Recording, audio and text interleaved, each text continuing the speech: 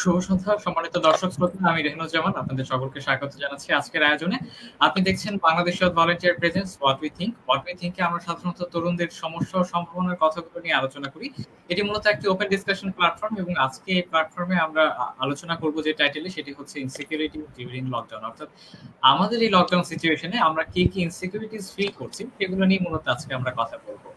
এবং আজকে আমাদের এই বিষয়ে কথা বলার জন্য আমাদের সঙ্গে বেশ কয়েকজন প্যানেলিস্ট রয়েছেন। তাদের সঙ্গে প্রথমেই পরিচিত হয়ে আসবো এবং তাদের সঙ্গে যদি প্রথমেই পরিচিত হয়ে আসবো, আমার সাথে যদি আমি একদিক থেকে দেখার চেষ্টা করি, আমার সঙ্গে আছেন Nibir Saha, HSC candidate, Maulana Bhashani degree college, এবং Tasmia Khan Najiba, intern, Bangladesh youth volunteer.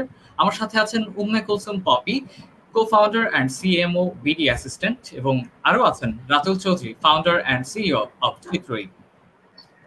এবং পুরো শো জুড়ে আমি রেহনুজ্জামান হোস্ট হিসেবে আপনাদের সঙ্গে আছি। এই মুহূর্তে আমরা প্রথম থেকে একদম যাওয়ার চেষ্টা করি। আমরা আসলে ইনসিকিউরিটিজ ইন লকডাউন বলতে আসলে কি বুঝি সেটা নিয়ে প্রথমে আগে আপনাদের কাছে বর্ণনা করা প্রয়োজন। আমি যদি প্রথমে একটু কথা বলতে চাই, আমার সাথে যুক্ত আছেন হানি। হানির কাছে একটু চাইবো, ইনসিকিউরিটিজ, তুমি আসলে ইনসিকিউরিটিজ ইন লকডাউন বলতে আসলে কি বোঝো? হানি, শুনতে পাচ্ছ?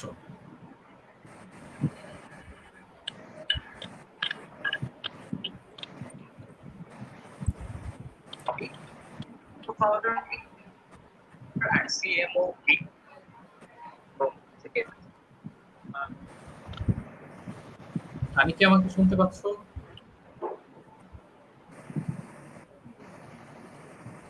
আচ্ছা, আমরা হানির সাথে সম্ভবত সঙ্গে স্থাপন করতে পারছি না। আমরা নাজিবার কাছে চলে যাচ্ছি। নাজিবা, ইনসিকিউরিটিজ ইন লকডাউন এই বিষয়ের উপরে তোমার ধারণাটা আসলে কি? মূলত আমাদের লকডাউনটা হওয়া কিন্তু ইনসিকিউরিটিস নিয়ে, মানে আমাদের হেলথ নিয়ে ইনসিকিউরিটিস হওয়ার কারণেই কিন্তু আমরা মেইনলি লকডাউনে আসছি, মানে লকডাউনটা হয়েছে। তো এই সময় অনেকে অনেক ইনসিকিউরিটিস ফিল করছে। রেহানকে আমাকে এই প্ল্যাটফর্মটা দেওয়ার জন্য। ইনসিকিউরিটিস বলতে আসলে নিরাপত্তাহীনতা। আমাদের জীবনে আসলে আমরা বিভিন্ন ক্ষেত্রে বিভিন্ন জায়গায় বিভিন্নভাবে নিরাপত্তাহীনতা আসলে ফিল করে থাকি। তো এখন যে সময়টা আমরা মধ্য দিয়ে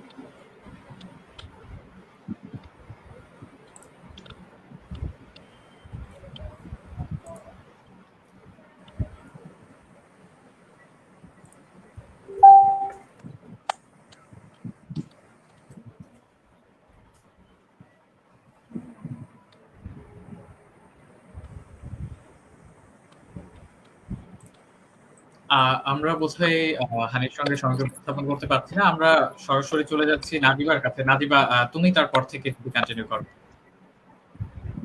থ্যাংক ইউ অনিরুদ্ধ ভাইয়া আমাকে কোশ্চেনটা করার জন্য। হানির মেবি নেটে প্রবলেম করছিল, এর জন্য হয়তো বা ও মানে আটকে যাচ্ছিল। সো আমি ওর থেকেই কন্টিনিউ করছি।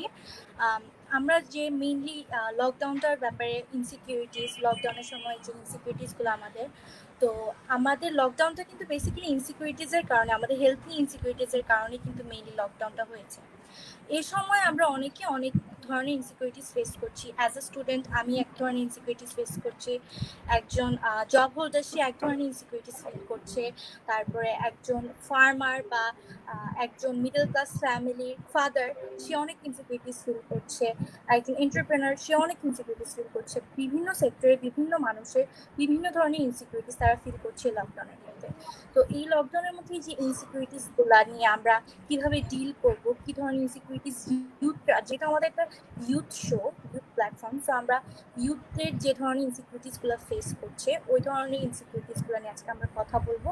অ্যান্ড ওগুলা থেকে আমরা কিভাবে বের হয়ে আসবো, কি কি করব, কি কি করা উচিত, আমাদের ইনসিকিউরিটিসগুলো আমরা যাতে ভালোভাবে একটা ভালো দিকে নিতে পারি জিনিসগুলোকে, এর জন্য আমরা যে জিনিসগুলো করা উচিত ওই সব নিয়ে আজকে আমরা কথা বলবো।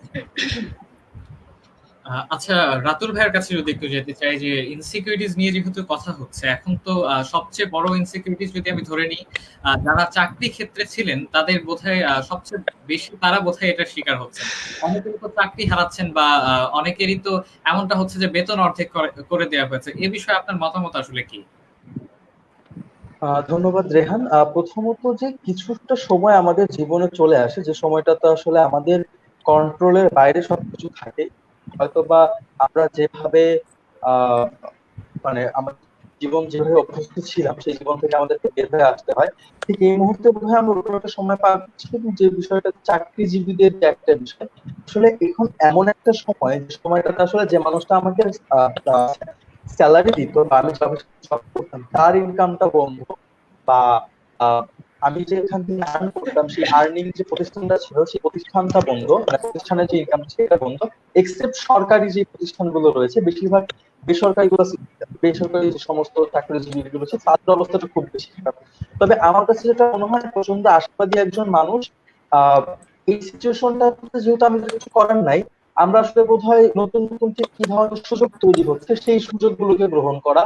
যেমন আমার যেটা মনে হয় যে করোনা চলে যাওয়ার পরেও এই করোনার যেই ইফেক্টটা থাকবে, কিভাবে থাকবে, যেমন আমরা ঢাকা শহরে জ্যাম ঠেলে গিয়ে মিটিং করতে একটা সময় অভ্যস্ত ছিলাম, কিন্তু গত 3 মাসে আমরা জুম, তারপরে আমরা এখন যেটাতে স্ট্রিমিয়ার প্লাস হচ্ছে গুগল মিট, এই ধরনের জিনিসগুলোতে একটা অভ্যস্ততা চলে আসছে আমাদের, এবং আমরা মোটামুটি অভ্যস্ত যে আধা ঘন্টা জাম চালার থেকে আমার কাছে মনে হয় যে আমরা যদি ঘরে বসে মিটিং গুলো সারতে পারি, এই জায়গাগুলোতে লিখে একটু কাজ করা। এর পাশাপাশি নতুন যে মার্কেট প্লেসটা তৈরি হচ্ছে, যেমন যারা ওষুধ কোম্পানিতে জব করতেন বা যারা এই সেক্টরে ছিলেন, আমাদের বাজারগুলোতে এখন মানসম্পন্ন হেলথ ইকুইপমেন্টের প্রচুর ঘাটতি আছে। সেটা স্যানিটাইজার হইতে পারে, সেটা হচ্ছে আমাদের যে ওই মাস্ক হইতে পারে। সাপোজ যে মানুষটা ফার্মাসিস্ট হিসেবে হয়তো কোন একটা ওষুধ কোম্পানিতে ছিল, তার চাকরিটা চলে গেছে, তো সে যদি কোনোভাবে তার এতদিনের চাকরি পড়ে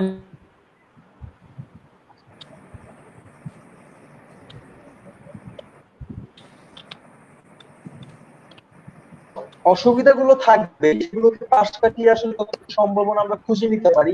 কারণ এই করোনা ভাইরাসের যে সময়টা আমরা ঠিক কতদিন ওভারকাম করতে পারবো, এবং আদৌ ওভারকাম করার পরে সেই মুহূর্তে সেই ইকোনমির অবস্থাটা কি হবে, আমি কি আমার আগের চাকরিটা ফিরে পাবো কিনা, যদি ফিরে পাই তাহলে কি অবস্থা তখন হবে।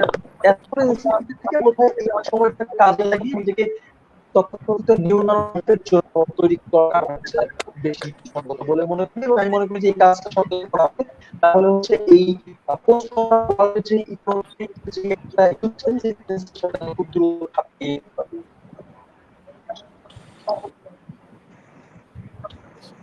আচ্ছা, মানে আমি যদি পুরো বিষয়টাকে সামারি করার চেষ্টা করি তাহলে এটা হচ্ছে যে আসলে সমস্যাটা হয়তো থাকবে, কিন্তু আমাদের যেটি করতে হবে সেটা হচ্ছে এই সমস্যার সঙ্গে নিজেদেরকে মানিয়ে নেওয়াটা শিখতে হবে। আমরা একটু আমাদের এইচএসসি ক্যান্ডিডেট আছেন নিবিড় সাহা ভাইয়া, ভাইয়া আপনার কাছে যদি একটু যেতে চাই, আসলে একজন এইচএসসি পরীক্ষার্থী হিসেবে আপনি কোন কোন বিষয়গুলো এখন ফেস করছেন বা আপনার নিরাপত্তাহীনতার জায়গাটা আসলে কোথায়? আমি যদি আমার ইনসিকিউরিটি বা নিরাপত্তাহীনতার কথা বলতে চাই, তাহলে প্রথমে যেটি আমি বলবো যে আমার কিন্তু এইচএসসি পরীক্ষা আটকে গেছে এই করোনার এই মহামারীর জন্য। এই আমার কিন্তু গত এপ্রিলে কিন্তু পরীক্ষা শুরু হওয়ার কথা ছিল, কিন্তু তার আগে কিন্তু করোনা মহামারীর কারণে কিন্তু এই শিক্ষা প্রতিষ্ঠান বন্ধ হয়ে যায়, আমাদের পরীক্ষা বন্ধ হয়ে যায়।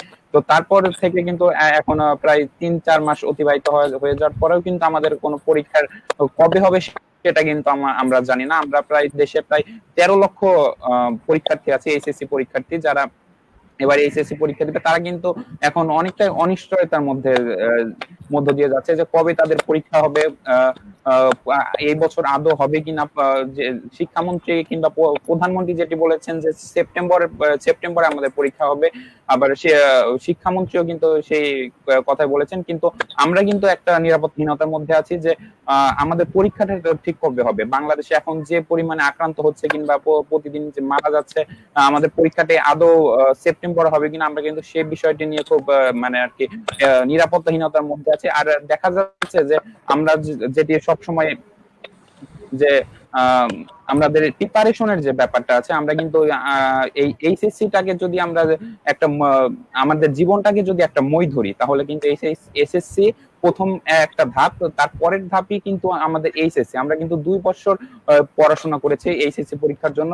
আর পরীক্ষার আগে যে আমরা চূড়ান্ত প্রিপারেশনটা নিয়েছিলাম, সেই চূড়ান্ত প্রিপারেশন নেওয়ার পরে কিন্তু আমাদের এই পরীক্ষাটি স্থগিত হয়। কিন্তু তখন থেকে কিন্তু আমাদের মোটামুটি প্রথম দিকে আমরা যেমন লকডাউনের শুরুর দিকে আমরা যেমন পড়াশোনা করেছি, বই নিয়ে বসেছি, এখন কিন্তু সেভাবে পড়াশোনা হচ্ছে না। আর এইচএসসি পরীক্ষার্থীদের কিন্তু এখন সেইভাবে আমি যে কোনো টক শোতে আসার আগেই কিন্তু আমার বন্ধু বান্ধবের সাথে কিন্তু কথা বলি, যে কয়েকজন বন্ধু বান্ধবের সাথে কথা বলে আসি যে তারা কেমন পড়াশোনা করছে, কেমন কি এই লকডাউনের মধ্যে তারা সময়টি কিভাবে অতিবাহিত করছে, তারা বই নিয়ে বসছে কিনা, তারা এইচএসসি এর পরীক্ষার জন্য তারা প্রিপারেশন কেমন নিচ্ছিল, এখনো সেই আগে যেমন প্রিপারেশনের চাপটা ছিল এখনো সেইভাবে প্রিপারেশন নিচ্ছে কিনা, আমি এই কোশ্চেন গুলো তাদের করি। কিন্তু আমি বেশিরভাগ ক্ষেত্রে কিন্তু আমি যে প্রশ্ন মানে উত্তরটি মুখোমুখি হয়েছি, তারা যেটি বলেছে যে তারা কিন্তু এখন আর সেভাবে বই নিয়ে বসছে না। লকডাউনের শুরুর দিকে তাদের মাথায় একটা চিন্তা ছিল যে করোনা হয়তো বা কিছুদিনের মধ্যেই ঠিক হয়ে যাবে, আমাদের পরীক্ষা হবে। তো সেই কথাটি বিবেচনা করে কিন্তু আমরা অনেকে ছিলাম যারা প্রিপারেশন একটু কম ছিল কিংবা মোটামুটি প্রিপারেশন ছিল, তারা কিন্তু আমরা মোটামুটি ভালোভাবে প্রিপারেশনটা নিয়েছিলাম। কিন্তু তারপরে যখন সময়টা ধীরে ধীরে দীর্ঘ হচ্ছে, কিন্তু এই দিক থেকে কিন্তু আমরা আমাদের প্রিপারেশনটা কেমন যেন হারিয়ে ফেলছি। শুধু আমি কিন্তু এই বিষয়টি শুধু আমার নিজের অভিজ্ঞতা থেকে বলছি না, আমি নিজের যেমন এখন সেইভাবে বই নিয়ে বসছি না কিন্তু পড়াশোনা করছি না, আমি কিন্তু বেশ কয়েকজন ফ্রেন্ডের সাথে কথা বলেছি, তারাও কিন্তু আমাকে একই কথা বলেছে যে তারা কিন্তু এখন সেভাবে বই নিয়ে বসছে না। আর তারা কিন্তু মানে আর কি সবারই যেটা ইনসিকিউরিটির বিষয়টি যে কবে পরীক্ষা হবে না হবে, সেই বিষয়টি নিয়ে কিন্তু সবাই চিন্তিত। আর একটি বিষয় যেটা বলছিলাম যে জীবন যদি একটা মই ধরা যায়, এইচএসসি তার দ্বিতীয় ধাপ। এখন দ্বিতীয় ধাপে যদি আমরা ক্ষতিগ্রস্ত হই কোনোভাবে, যেমন আমরা এইচএসসি পরীক্ষাতে আমি যেমন বিজ্ঞান বিভাগে আছি, বিজ্ঞান, ব্যবসায়িক এবং মানবিক বিভাগ, এই 3টি বিভাগে কিন্তু এইচএসসি যে পড়ার বিষয়গুলো, সেগুলো যদি আমরা কয়েকদিন না পড়ি, তাহলে কিন্তু সেই বিষয়গুলো আমাদের মাথা থেকে অনেকাংশে বের হয়ে যায়। এগুলো কিন্তু নিয়মিত চর্চার উপর থাকতে হয়। বিশেষ করে বিজ্ঞান বিভাগের যে বিষয়গুলো নিয়মিত কিন্তু চর্চার উপর না থাকলে কিন্তু আমরা সেগুলো অনেক সময় দেখা যাবে যে আমরা ভুলে যাব কিংবা পরবর্তীতে আর ঠিক মতো করতে পারবো না বিষয়গুলো। তো সেই দিক দিয়ে যদি আমরা এত লকডাউনের সেই শুরু থেকে আমরা কিছুটা পড়াশোনা করলেও কিন্তু এখন সেভাবে বই নিয়ে বসা হচ্ছে না। বেশিরভাগ সময় কিন্তু আমরা অনলাইনে গেমস খেলে কিংবা সামাজিক যোগাযোগ মাধ্যমের মধ্যেই আছি। তো সেই দিক দিয়ে বলতে গেলে যে এটা কিন্তু বিশাল একটা ইনসিকিউরিটির ব্যাপার হয়ে যাচ্ছে। আর আমরা পরীক্ষাটি কেমন দেব সেটা কিন্তু আমাদের সবার মধ্যে শঙ্কা তৈরি হয়েছে যে জীবনের অন্যতম একটি ধাপ কিন্তু এই উচ্চ মাধ্যমিক পরীক্ষা, অর্থাৎ এইচএসসি পরীক্ষা। এখানে যদি আমরা ক্ষতিগ্রস্ত হই, তাহলে কিন্তু আমরা আমাদের ভবিষ্যৎ জীবনে কিন্তু আরো উচ্চ শিক্ষার জন্য কিন্তু গিয়ে আমরা অনেক জায়গায় বাধাগ্রস্ত হব। ধন্যবাদ নিবিড় ভাইয়া। হ্যাঁ, আপু বোধহয় কিছু বলতে চাচ্ছিলেন। হ্যাঁ রেহান, নিবিড় সাহার কাছে আমার একটা কথা, সেটা হচ্ছে যে আমার ছোট ভাইও কিন্তু এবার পরীক্ষার্থী ছিল। সো ওকে আমি এতবার করে বলি পড়াশোনা ঠিক মতো করো, কারণ হচ্ছে এই ধাপটা পেরোনোর পরে কিন্তু আমাদের বিভিন্ন জায়গায় কম্পিটিটিভ যে এক্সাম গুলো সেগুলো দিতে হয়। অনেকের লক্ষ্য থাকে বাইরের দেশে হায়ার স্টাডি করার, বাইরে কোনো ভালো কলেজে পড়বে, তারপর হচ্ছে বিভিন্ন ধরনের যে প্রতিযোগিতামূলক যে পরীক্ষাগুলো, তার জন্য কিন্তু এটা একটা ভালো সময় প্রিপারেশন নেয়ার। নিবিড় সাহা কি মনে করে? জি আপু, অবশ্যই। সেটা তো আমাদের এই আমরা এইচএসসি পরীক্ষা দেবো, এইচএসসি পরীক্ষা দেওয়ার পরে কিন্তু আমাদের যদি করোনাটা না থাকতো তাহলে কিন্তু এতদিন আমাদের পরীক্ষাটা শেষ হয়ে যেত। আমরা কিন্তু উচ্চ শিক্ষার জন্য আমরা বিভিন্ন পাবলিক ভার্সিটি এবং বিভিন্ন ভার্সিটিতে ভর্তি হওয়ার জন্য কিন্তু আমরা এর মধ্যেই কিন্তু বিভিন্ন জায়গায় কোচিং করা শুরু করে দিতাম, যে যে বিষয়ে যে মানে ভবিষ্যতে যা হতে চায়। তো সেই দিক দিয়ে যদি আমি বলতে চাই এখানে যে আমাদের কিন্তু এখন কিন্তু আমরা পরীক্ষাটাও দিতে পারছি না। এখন আবার পরীক্ষার পরে কিন্তু আমাদের ভার্সিটিতে ভর্তির জন্য যে আমাদের প্রিপারেশন সেটা নিতে হবে, সেটা কিন্তু সময়টা এখন আমরা মানে খুবই কম পাবো। তো সব দিক থেকে যদি বলতে চাই তো এটাই যে আমাদের ভবিষ্যৎ জীবনের এই উচ্চ শিক্ষার যে ধাপটা, সেই ধাপের প্রথম ধাপে কিন্তু আমরা বাধাগ্রস্ত হচ্ছি। না, আমার কথাটা ছিল এরকম যে ধরো পরীক্ষা তো হবে, করোনা থাকবে কি থাকবে না সেটা আমরা জানি না, ভ্যাকসিন আবিষ্কার হবে কিনা সেটাও অনিশ্চিত। এমন অনেক রোগ আছে যেটা আসছে কিন্তু তার প্রতিষেধক এখনো আবিষ্কার হয়নি। করোনারও হবে কি হবে না সেটা আমরা এখনো কেউ মানে ওভাবে বলতে পারছি না। তো একসময় হয়তো যাবে যে এটার সাথে কোপ আপ করেই আমাদেরকে চলতে হচ্ছে। তো তখন হয়তো বা কোনো একটা ব্যবস্থা করে এক্সামও হয়ে গেল। এবং শিক্ষামন্ত্রী যেহেতু বলে দিয়েছেন যে এবার হয়তো ভর্তি পরীক্ষার্থীরা যেরকম সময় পায় ওই সময়টা পাবে না, এক্সাম শেষেই তাদের ওই পরীক্ষাটা নিয়ে নেওয়া হবে। তো তোমরা যারা মানে এসএসসি পরীক্ষার্থী আছো তারা সেই প্রিপারেশনটা এখনই নিতে পারো। মানে এই জায়গায় পড়াশোনার ক্ষেত্রে তোমাদের কি মনে হচ্ছে? জি আপু, এটা কিন্তু আমিও শুনেছি, আপনার থেকেও শুনলাম, এর আগেও কিন্তু আমি শুনেছি যে আমাদের এইচএসসি পরীক্ষা হবে। নর্মালি কিন্তু আমরা এখন আর সময়টা পাবো না। আমরা এই যে এতদিনে পরীক্ষা শেষ হয়ে যেত, প্রায় 2.5 মাসের মতো কিন্তু আমরা কোচিং করতাম বিভিন্ন মানে ভার্সিটিতে ভর্তি হওয়ার জন্য। কিন্তু এখন পরীক্ষা হলে এরপরে যে পরীক্ষা হবে তখন কিন্তু আমরা সেই 2.5 মাসের কোচিং কিন্তু আর করতে পারবো না। এখন থেকে যে আমাদের সেটা প্রিপারেশনটা নিয়ে থাকতে হবে। এবং এখন আমরা পরীক্ষার যেমন প্রিপারেশনটা নিচ্ছি, সেই পরীক্ষার প্রিপারেশনের পাশাপাশি কিন্তু আমাদের ভবিষ্যতে বিভিন্ন ভার্সিটিতে ভর্তির জন্য যে প্রিপারেশনটা সেটাও কিন্তু আমাদের এখন এইচএসসির পাশাপাশি নিয়ে রাখতে হবে। এটাই ভালো হবে যদি তোমরা এটা করো, মানে নিজে বোঝার চেষ্টা করো। আর যদি এমনটা মনে করে থাকো যে আমি এক্সাম দিব, এক্সামটা কিরকম হলো তার উপর ডিপেন্ড করবে যে আমি কোন বিভাগে কোচিং করব, কোথায় ভর্তি হব, মানে এমনটা চিন্তা। যেমন আমার ক্ষেত্রে আমার অভিজ্ঞতা যেটা বলি, আমার বাসা থেকে সবাই ইচ্ছে ছিল মেডিকেলে কোচিং, যদিও আমার সেটা ইচ্ছে ছিল না, মেডিকেল কোচিং করবো, ডাক্তার হবো এরকম ইচ্ছে ছিল না। বাসা থেকে খুব ইচ্ছে ছিল। তারপর মানে ভেবেছিলাম যে ভেবে দেখবো এরকম হয়তো কোচিং করবো। কিন্তু যখন আমি পরীক্ষা দিলাম, পরীক্ষার সময় অসুস্থ থাকার কারণে পরীক্ষা অতটা ভালো হলো না। আমি বুঝে গিয়েছিলাম যে রেজাল্টটা আমার কিরকম আসবে, তখন আমি বিভাগ চেঞ্জ করে কোচিং করি, ভার্সিটি গুলোতে এক্সাম দিই।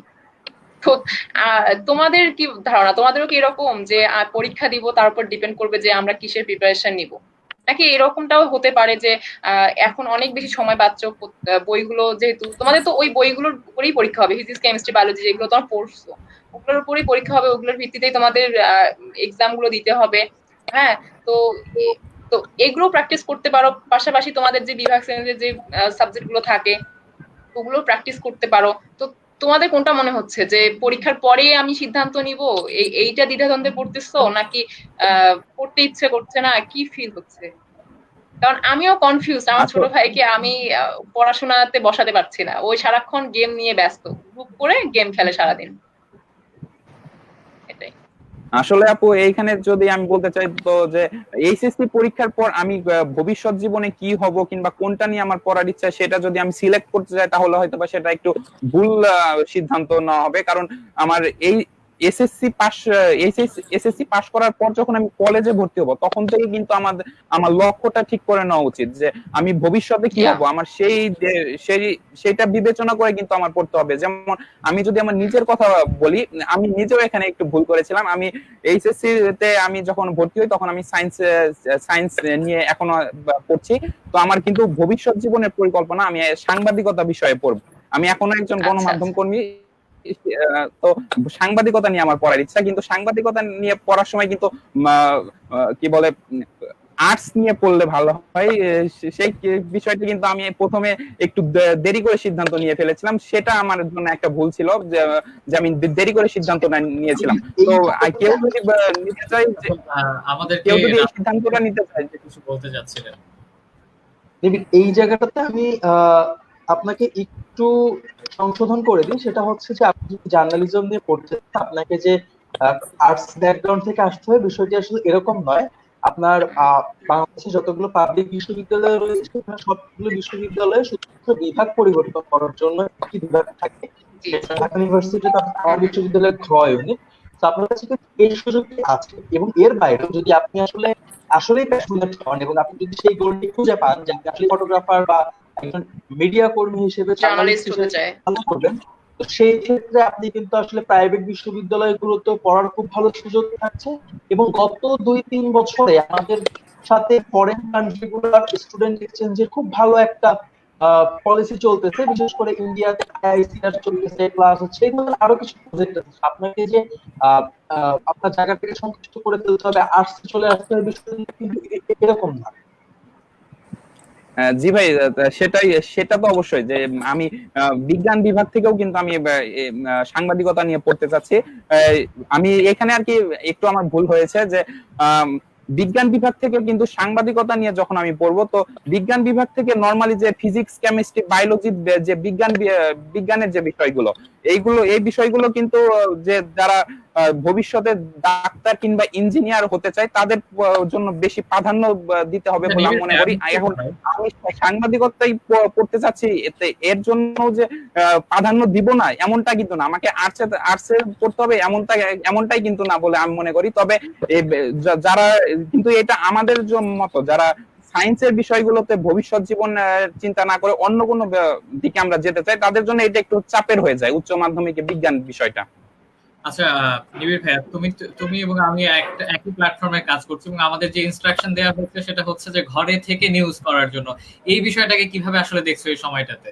আগে তো আমরা হয়তো বাইরে গিয়ে নিউজ কালেক্ট করেছি, কিন্তু এখন ঘরে বসে করতে হচ্ছে। ডিফারেন্সটা কোথায় আসলে? সাংবাদিকতা আসলে ঘরে বসে বা যে তুমি সেইভাবে সেই লেভেলে সাংবাদিকতা করতে পারবে সেটা কিন্তু না।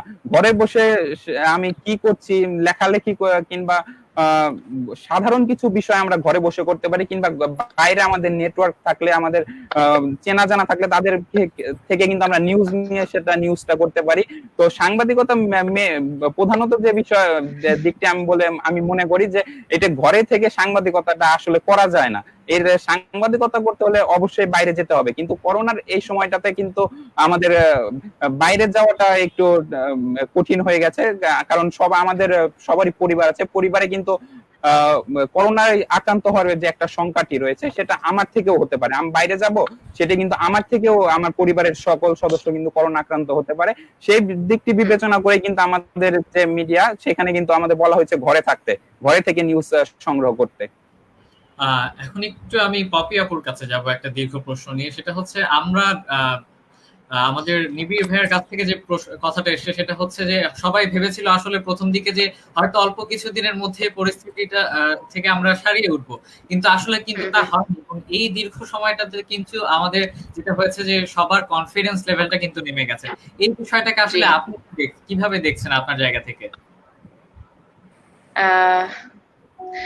আসলে তুমি যেটা বললে যে আমি কখনো ভাবি নাই এত লং টাইম ধরে বাসায় থাকবো, সেটা আমার ক্ষেত্রেও হয়েছে। আমি মানে যখন দেখলাম যে সবাই চলে যাচ্ছে, আমিও বাসার রংপুর থেকে চলে আসলাম বাড়িতে। কিন্তু এসে যেটা সমস্যার মধ্যে পড়লাম, আমার সব ডিভাইসও রেখে আসছি, ল্যাপটপ, আমার কাজকর্ম সবকিছুই হচ্ছে না। অনেকদিন 20 দিন হয়ে গেল। এখন আসার পরে যেটা হলো, আমাদের বাসা যেহেতু লালমনিরহাটে যে ফার্স্ট 3 জন ধরা পড়লো, এটা হচ্ছে আমাদের বাসার পাশেই।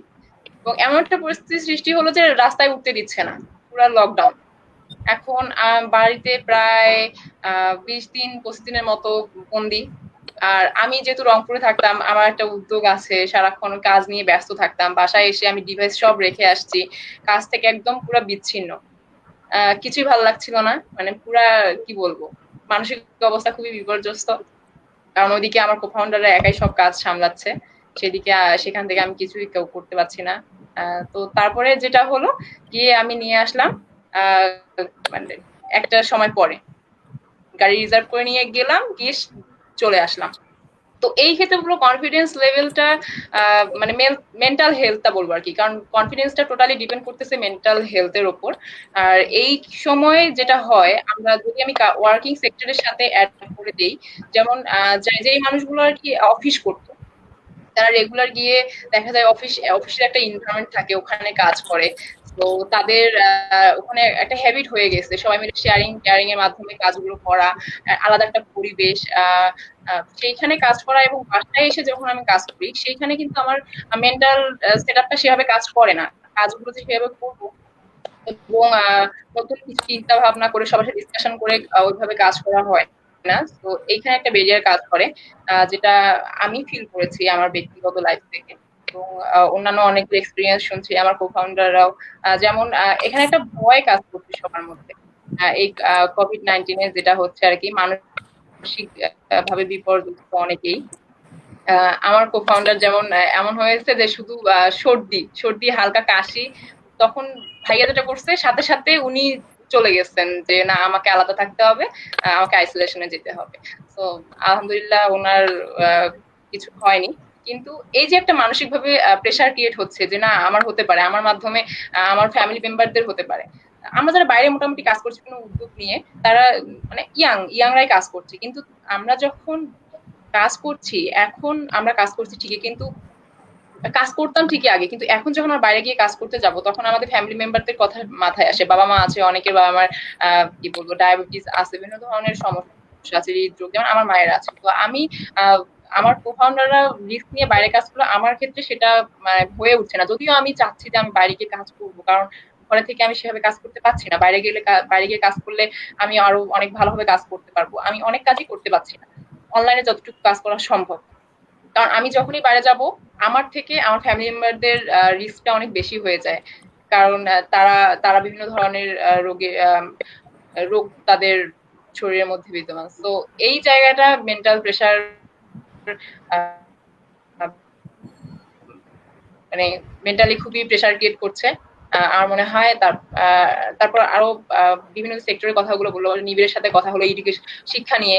ওই যেমন একটা কি বলবো, ওর কনফিডেন্স লেভেলটা সেখান থেকে অনেকটা, ও হতাশা বসতো যে কি করবে, আসলে আমার কি করা উচিত, আমি কোনটা প্রিপারেশন নিব।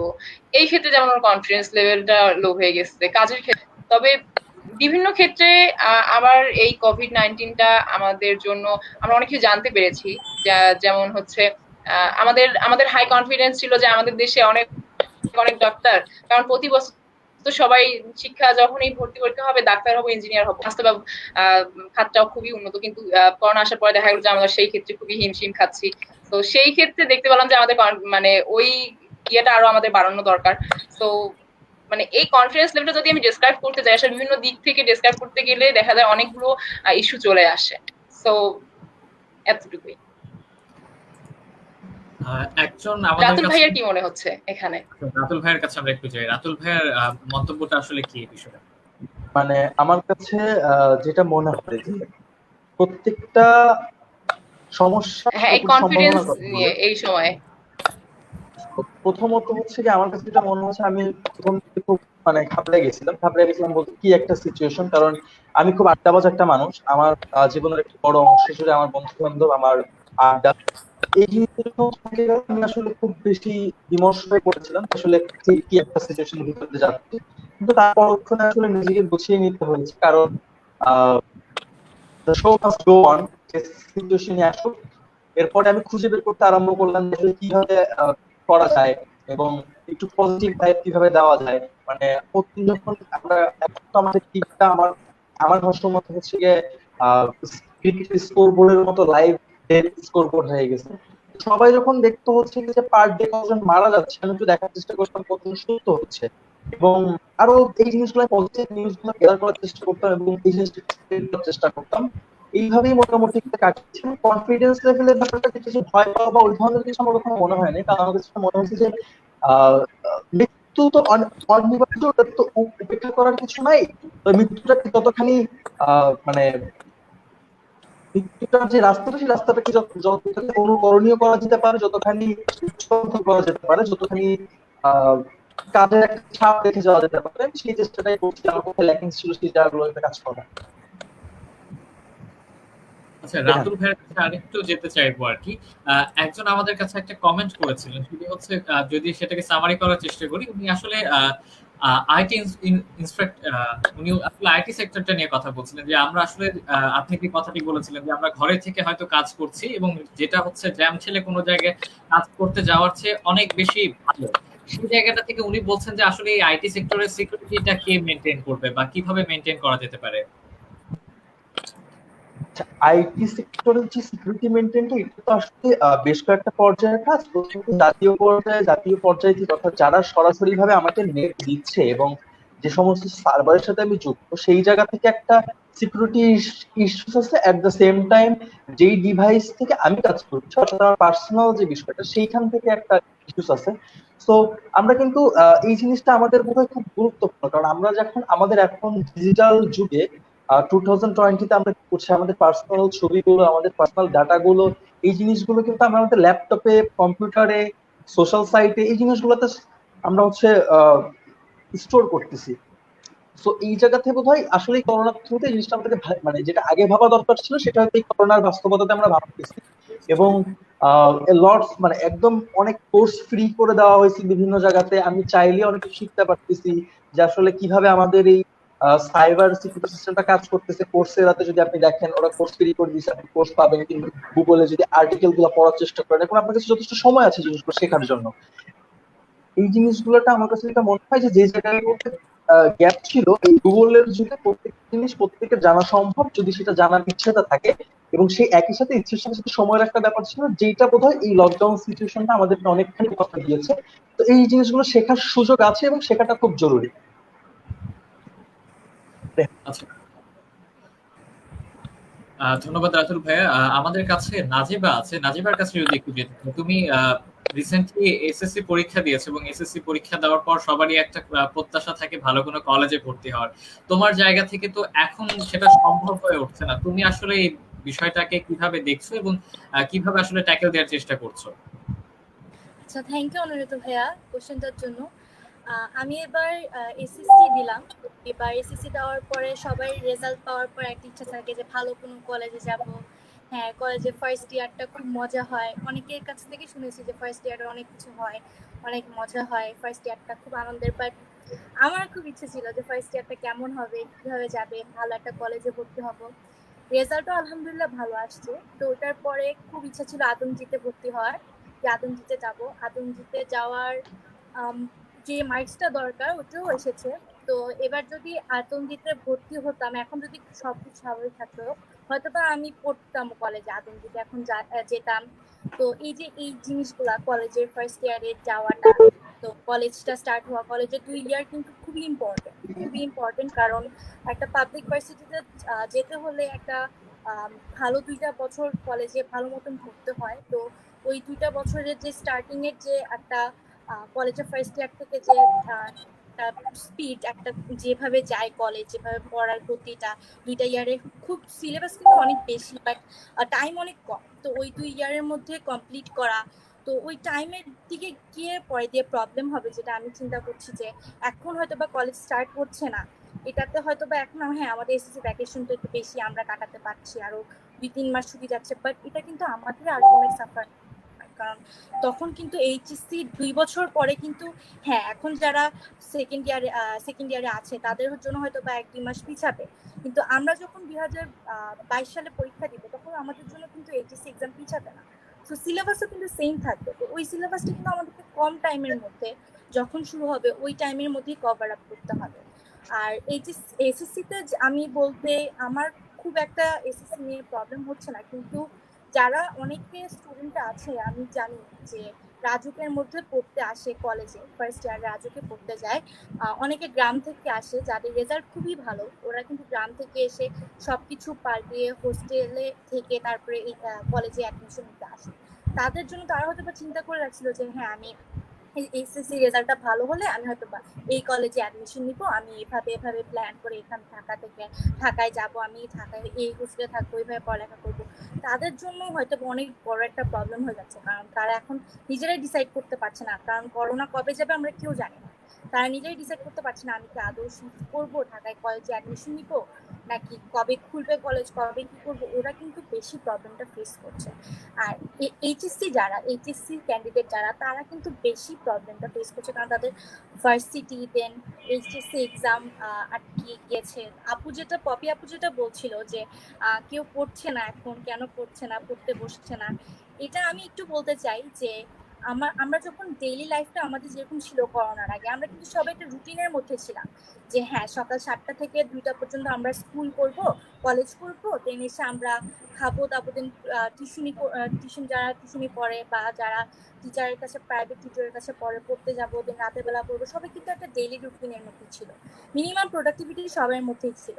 বাট এখন করোনার কারণে হঠাৎ করে সবকিছু মানে স্কুল কলেজ ওইভাবে হচ্ছে না, হ্যাঁ অনলাইনে হচ্ছে, বাট ট্রেডিশনাল সিস্টেমে তো আমরা অভ্যস্ত, ওইভাবেই সবসময় করে আসছি, ওইভাবে যে রেজাল্টটা ওইরকম হয়তো বা আসছে না। সবাই হয়তো বা করবো, হ্যাঁ ক্লাস করছি হয়তো বা অনলাইনে করছি, কিন্তু রাত্রেবেলা এসে পড়া, টিচারের কাছে পড়তে যাওয়া, ওই প্রোডাক্টিভিটিটা সবার মধ্যে এখন আর নেই। আর যে প্রেশারটা, যেমন আমাদের কনস্ট্যান্ট কিন্তু প্রত্যেক উইকে একটা করে সিটি হতো, তারপরে ফাইনাল টার্ম আসতেছে, ওটা একটা প্রেশার থাকতো, এখন প্রেশারটা একটু কমে গেছে। সবাই এইচএসসি যারা এইচএসসি দিবে, তাদের কিন্তু সবাই জানতো যে হ্যাঁ এপ্রিলের দিকে ফার্স্টের দিকে এইচএসসি পরীক্ষা স্টার্ট হবে, ওই অনুযায়ী ওই প্ল্যান অনুযায়ী সবাই পড়তো, ওই 2 মাস হাতে টাইম রেখে, তারপরে এইচএসসি এক্সামের পরে 3 মাস আমার অ্যাডমিশনের জন্য টাইম থাকবে, ওই 3 মাস কিভাবে আমি পড়বো, সবার একটা প্ল্যান থাকবে।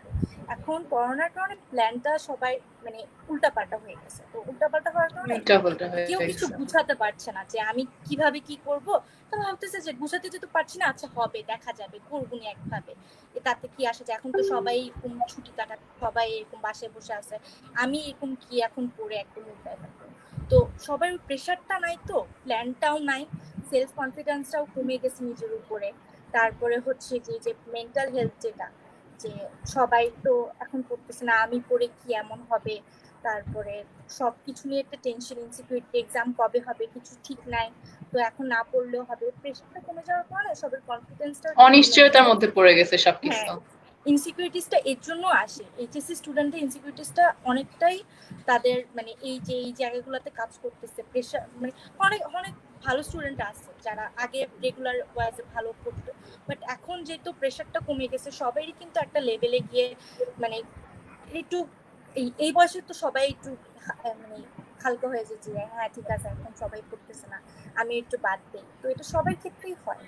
তো এখন এমনিতে সামার ভ্যাকেশন, উইন্টার ভ্যাকেশন পেলে আমাদের যেটা হতো আর কি, আনন্দে আত্মহারা, পড়াশোনা অনেক কমে গেছে, রেগুলার আমাদের এতগুলো টিউশন নাই, তো এতদিন বন্ধ পেয়ে সবারই একই অবস্থা, সবাই যেটা আমাদেরও হচ্ছে আর কি, যেমন আমি যেটা আমাদেরও হচ্ছে। ফার্স্টলি প্রথমের দিকে যেটা হতো,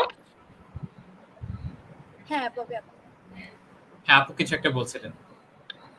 হ্যাঁ যেটা বলতে চাচ্ছিলাম যে হ্যাঁ যেটা আমার ক্ষেত্রেও হয়েছে, যেমন আমি রেগুলার কি করতাম, সকালবেলা ক্যাম্পাসে যেতাম, ক্যাম্পাসে আমার অফিস এবং ক্যাম্পাস কিন্তু পাশাপাশি, ক্লাস করে আবার অফিসে যেতাম, 2 একটা ক্লাস থাকতো, ক্লাস ওরকম সারতাম সন্ধ্যা 7টা 8টা 8:30টার দিকে, আমি অফিস ক্লোজ করে, আমি তো অফিস ক্লোজ হতো আরো দেরিতে, আমি চলে আসতাম, আমার যারা মানে ফিমেল এমপ্লয়ি আছে তারা 8টা 8:30টার মধ্যে চলে আসে। তো ওই অভ্যাসটা হয়ে গেছে সারাদিন কাজ করা একটানা, ইভেন এমন হতো মাঝে মাঝে রান্না বান্না করতাম, খুব ভালো লাগে রান্না করতে। তো বাসায় যখন আসলাম, কারণ যখন আমি রংপুরে ছিলাম শুক্রবারেও কাজ করতাম, আমাদের শুক্রবারেও কাজ করতে হতো যেহেতু আমাদের সার্ভিস রিলেটেড। তো যখন বাসায় আসলাম মানে হঠাৎ করে এত মানে রিলিজ শুধু ঘুম, কোনো কাজের ঠিক নাই, মানে আরো বেশি এই কি বলবো মানে মেন্টাল যে হেলথ নিয়ে সবাই কথা বলতেছিল, আরো বেশি মানে আমরা বেশি ডিপ্রেসড হয়ে যাচ্ছিলাম ওই ব্যাপারটা নিয়ে। একঘেয়ে 5-7 দিন ঘুমানোর পর মনে হচ্ছিল যে এইভাবে আর কতদিন চলবে। তো এই যে কাজের মধ্যে একটা এলোমেলো ভাব চলে আসছে, রুটিনে এলোমেলো, দেখা যায় যখন আমরা ওইভাবে বাসা চলে আসি, কখন খাই না খাই এটাও ঠিক থাকে না, কিন্তু সবকিছু এলোমেলো হয়ে যায়। এটা যেমন এই জায়গাটাতে আমি এইচএসসি দিচ্ছিলাম, ভাইয়া কিছু বলছিলেন? শেষ করছি। তাজিবা বলো। আমি যখন এইচএসসি দিলাম তখন কিন্তু যে এইচএসসি দেওয়া পর্যন্ত যে পড়ার প্রেশারটা মানে পড়ার যে গতিটা যেভাবে পড়ে আসছিলাম ছিল, এসএসসি ভ্যাকেশনে কিন্তু ওই প্রেশারটা ছিল না আমার, ওই লেভেলটাও যে আমি যে লেভেলে পড়ালেখা করতাম যেভাবে পড়তাম দিনে যে ঘন্টা যে কয়েক ঘন্টা পড়তাম ওটা কিন্তু অনেকটুকু কমে গেছে।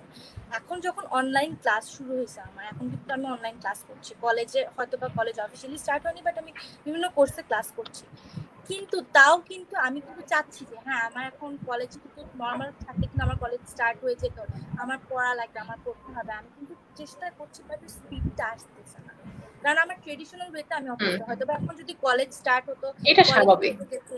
কলেজে যেতে যেতে আমি তখন আস্তে আস্তে আগের রুটিনটাতে ফিরে আসতে পারতাম ট্রেডিশনাল ওয়েতে, কারণ আমি অভ্যস্ত ওইভাবে। আমি এসএসসি তো ছিলাম, এখন আমার চলে আসছে জিনিসটা, বাট যখন এখন অনলাইন হয়ে গেছে জিনিসটা আমার জন্য নতুন, আমি কিভাবে কোপ আপ করবো জিনিসটা আমি বুঝতেছি না, এর জন্য আমার প্রবলেম চলছে।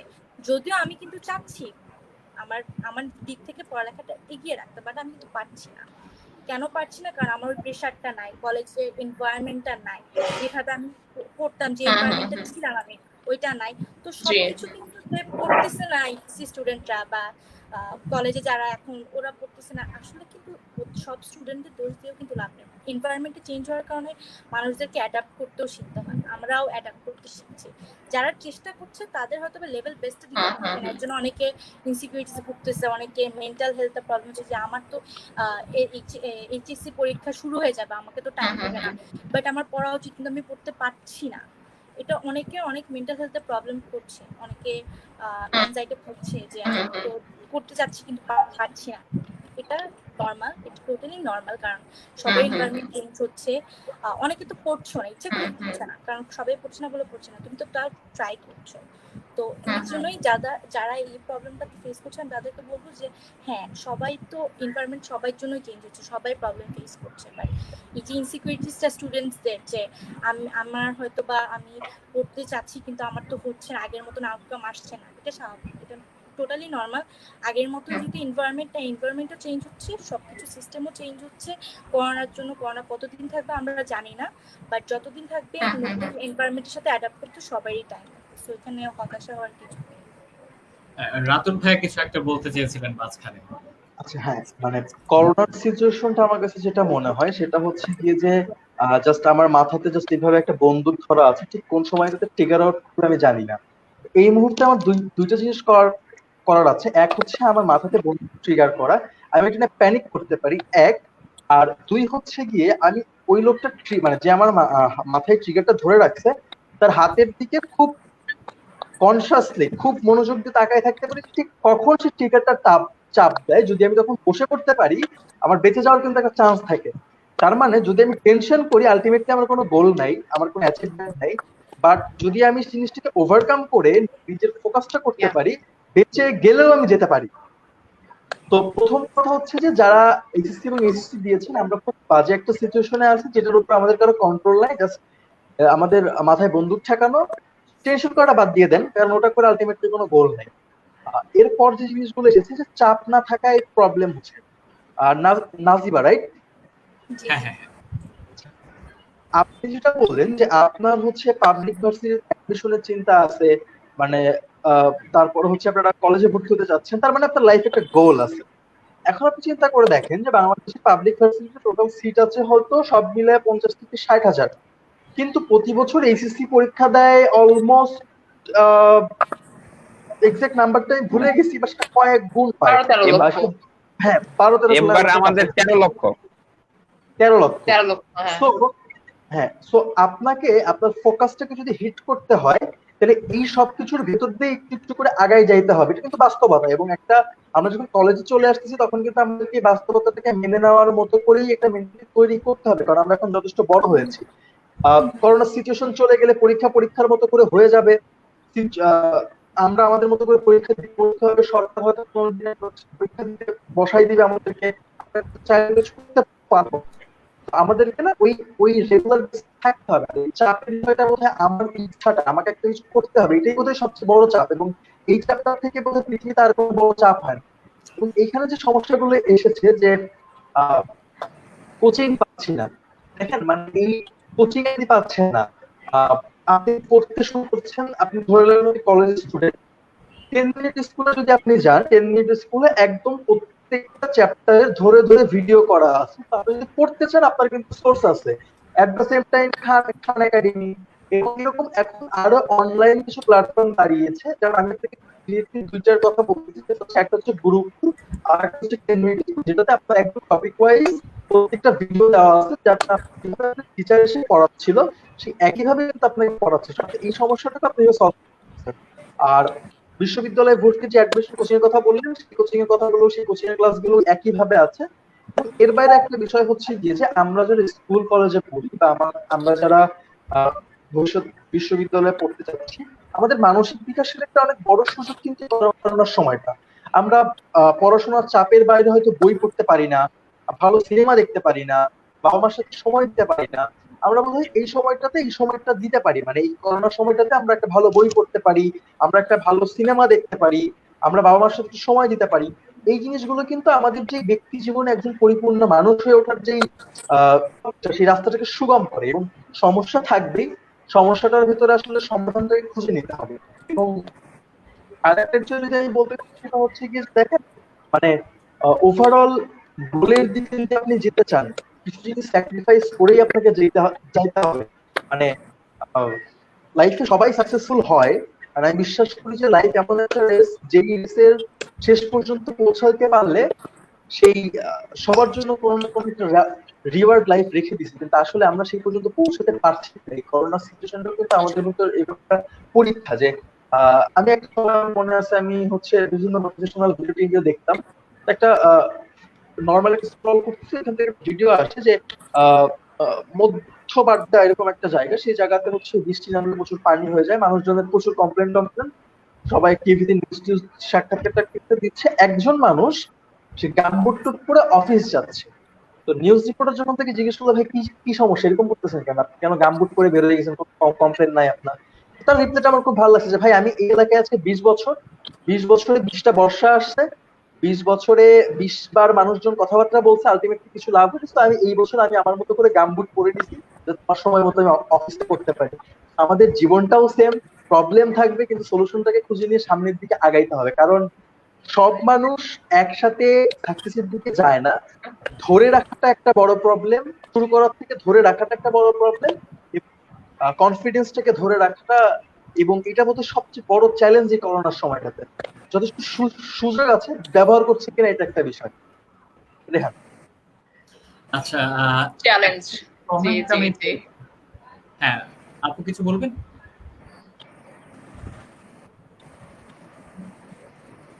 আমরা একটা কমেন্ট পেয়েছি, নিশাত মেজাবিন কমেন্টটা করেছে যে মানুষ অসুস্থ হলে হাসপাতালে যেতে পর্যন্ত ভয় পাচ্ছে, বাজে ধরনের এক জি রেহান, অনিশ্চয়তার আমাকে মধ্যে। বলছো?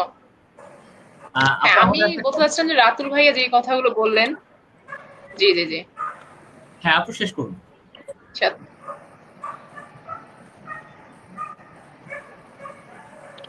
আপু শেষ করুন।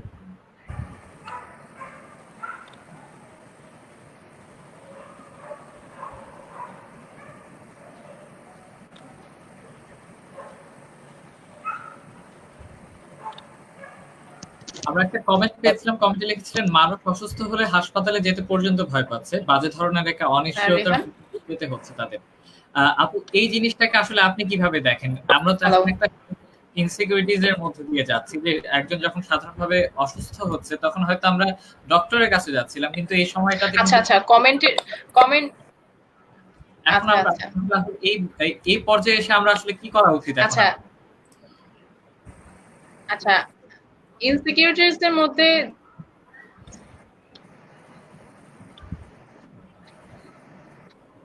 আচ্ছা, পপ বোধহয় নেটের সমস্যা করতেছে, আমি একটু জায়গাটাতে বলি। সেটা হচ্ছে দেখেন, মানে মানুষ অসুস্থ হলে হাসপাতালে যেতে ভয় পাচ্ছে, এটা খুবই আচ্ছা বাজে একটা সিচুয়েশন। হ্যাঁ পপি, আপনি কি শুনতে পাচ্ছেন ক্লিয়ারলি? আমার কাছে একটু আচ্ছা, নেটের যেটা ডিফিকাল্টি। আমি তখন বললাম যে আমরা মানে বরাবরই ভাবতাম যে আমাদের দেশে ডাক্তার অনেক, স্বাস্থ্য খাতে কোনো সমস্যা নেই, কিন্তু করোনা আসার ফলে আমরা জানতে পারলাম যে স্বাস্থ্য খাতে আমাদের কতটা ঘাটতি। এবং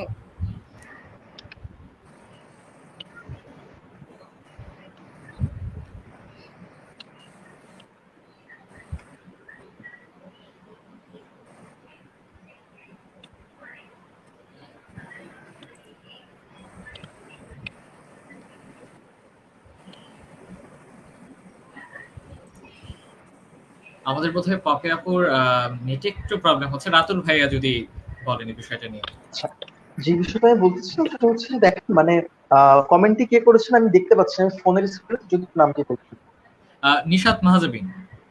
আচ্ছা, নিশাত মেহজাবিন আপু দেখেন মানে এই সিচুয়েশনটা আমাদের আজকালকার সিচুয়েশন না, এবং করোনা না মানে করোনা আসার জন্য যে আমাদের স্বাস্থ্য ব্যবস্থাতে খুব বড় ধরনের কোনো পরিবর্তন হয়েছে বিষয়টা কিন্তু তেমন না।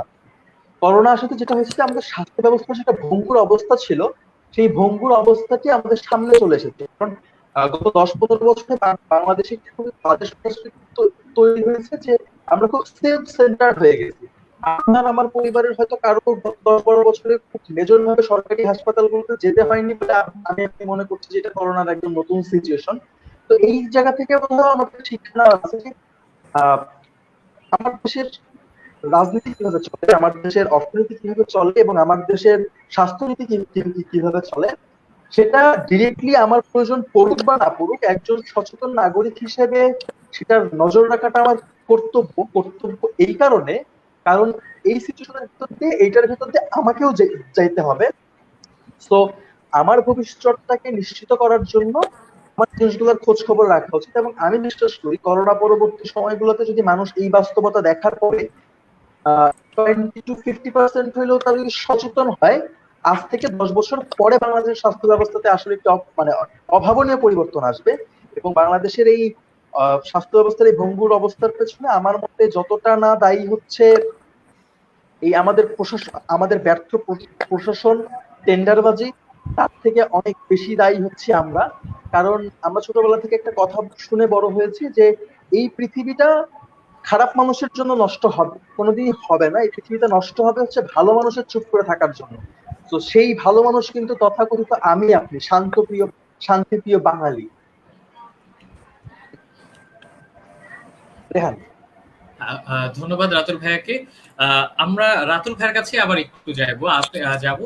আপনি যেহেতু একটা প্ল্যাটফর্ম নিয়ে কাজ করছেন চিত্রই, আপনি এখন সেখানে সিইও এবং ফাউন্ডার, এবং আপনার যেহেতু বলা যায় অ্যাজ এ স্টুডেন্ট আপনার হয়তো সেটা একটা ইনকাম সোর্স। কথাটা অনেক ভালো বলেছেন। একটা হয়তো ইনকাম সোর্স হিসেবে কাজ করতো আপনার এই স্টার্টআপটা, সেক্ষেত্রে এখন তো এই সেই ফটোগ্রাফি বলি বা আপনার স্টার্টআপটা তো সম্পূর্ণ বন্ধ হয়ে গেছে করোনা পরিস্থিতির জন্য। আসলে এই বিষয়টাকে কিভাবে হ্যান্ডেল করছেন এখন? আচ্ছা, প্রথমত হচ্ছে যে কোনো স্টার্টআপে কিন্তু টিকে থাকার প্রথম শর্ত হচ্ছে আপনাকে ডে বাই ডে আপডেট করতে হবে।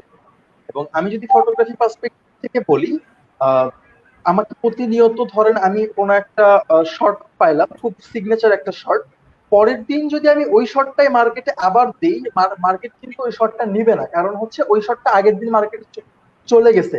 মার্কেটের কাছে এটা কোনো রকম কোনো সেন্স ক্রিয়েট করে না যে ওইটা কি আসলে আমি দিছি না অন্য কেউ দিছে, মার্কেট প্রতিদিন বেটার কিছু চাচ্ছে।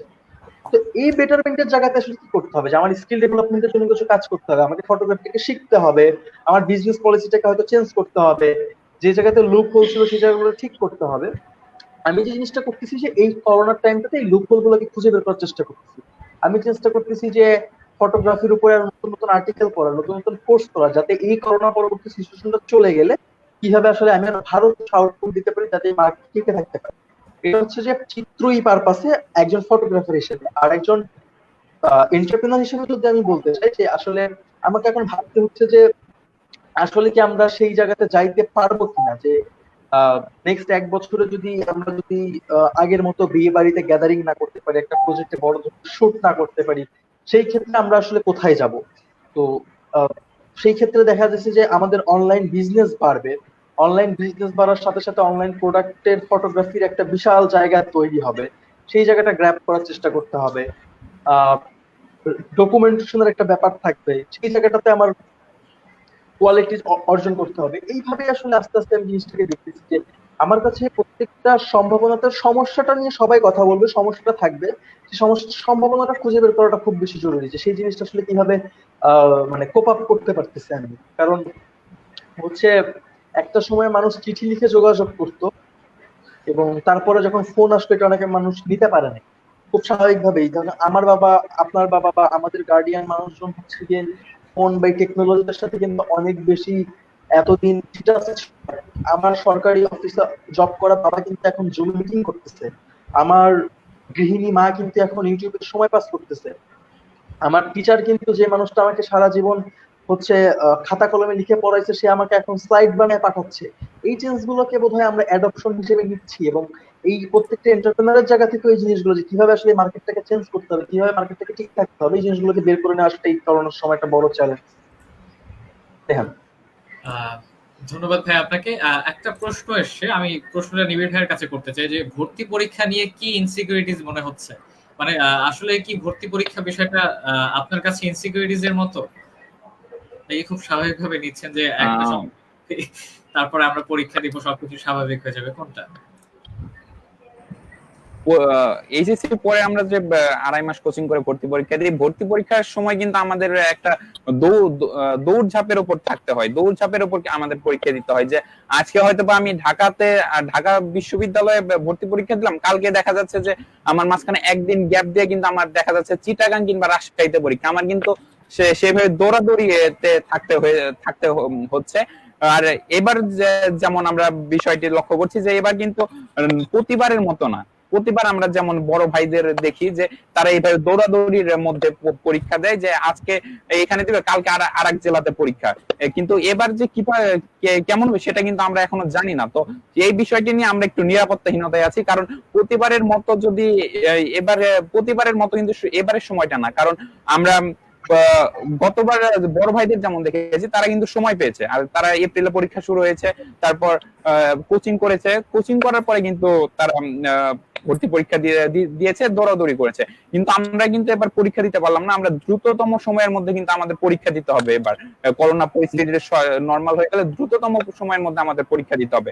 পরীক্ষা দেওয়ার পরে কিন্তু আমাদের ভর্তি পরীক্ষার প্রিপারেশন যেটা আমাদের আগে নিয়ে রাখতে হবে, কারণ পরবর্তীতে আমরা ভর্তি পরীক্ষার হয়তোবা কিছু 1 মাসও আমাদের সময় লাগবে না, আমাদের রেজাল্ট ঘোষণা করবে। রেজাল্ট ঘোষণা করার পরে কিন্তু আমাদের ভর্তি পরীক্ষা শুরু হবে, তখন কিন্তু আমাদের একটা দৌড়াদৌড়ির মধ্যে থাকতে হবে। তো সব দিক থেকে যদি আমি বলতে চাই, তো এটা একটা ইনসিকিউরিটির মতোই আমাদের কাছে এবার মনে হচ্ছে। ধন্যবাদ ভাইয়া। আমি একটু পপি আপুর কাছে যেতে চাই যে আমরা তো অনেক ইনসিকিউরিটিজ নিয়ে কথা বলছি, অনেকে চাকরি হারাচ্ছেন বা অনেকে বেতন অর্ধেক করে দেওয়া হয়েছে, অনেক কিছু। কিন্তু এই ইনসিকিউরিটিজ গুলোর মধ্যে কি আপনি কোনো নতুন সম্ভাবনা দেখতে পাচ্ছেন?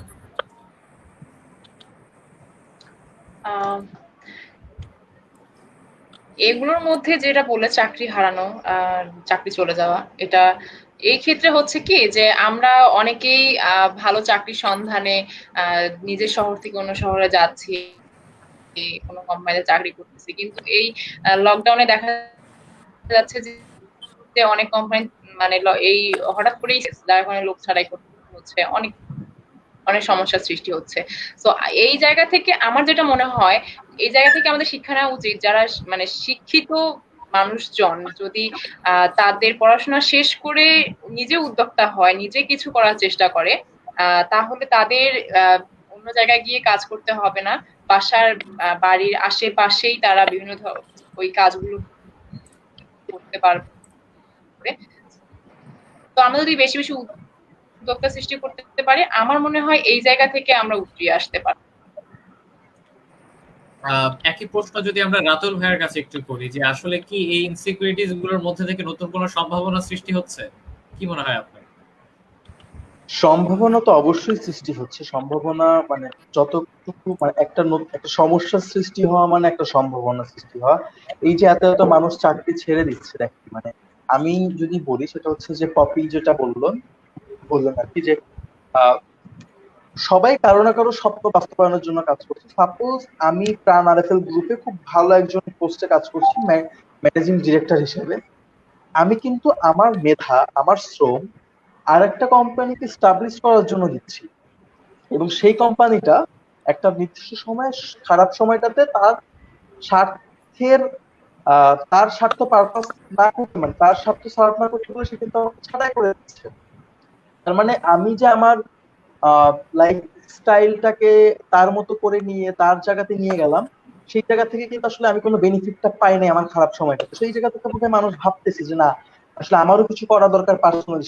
সেটা উদ্যোক্তা হইতে পারে, সেটা হয়তো মানে যে কোনো কিছু হইতে পারে। সাপোজ আমি মানে আমি যদি এখন একজন কৃষকের কথা বলি, আহ, আহ, যে মানুষটা মার্কেটিং খুব একটা টপ বিজনেস ম্যাগনেট বলতে আমরা যা বুঝি, মানে যেহেতু আমি একজন এন্টারপ্রেনার বা এন্টারপ্রেনার হওয়ার চিন্তা ভাবনা আছে, তো আমাদের টার্ম অনুযায়ী যদি বলি যে business sorry business magnate or business giant, এদেরও কিন্তু অনেক চাকরি। তার থেকে অন্যদের সাথে যে ছেলেটা হয়তো চলে গিয়ে একটা খামার করেছিল বা নিজে প্রডিউস করে নিয়ে এসে কিছু সেল করতেছিল, তার অবস্থানটা কিন্তু অনেক ভালো। তো মানুষ কিন্তু এই জিনিসগুলো নিয়ে ভাবতেছে। এবং সবচেয়ে বেশি ভালো লাগেছে আমার যে বিষয়টা, সেটা হচ্ছে যে করোনা বোধহয় একটু হলেও আমাদের মনুষ্যত্ব নিয়ে এসেছে।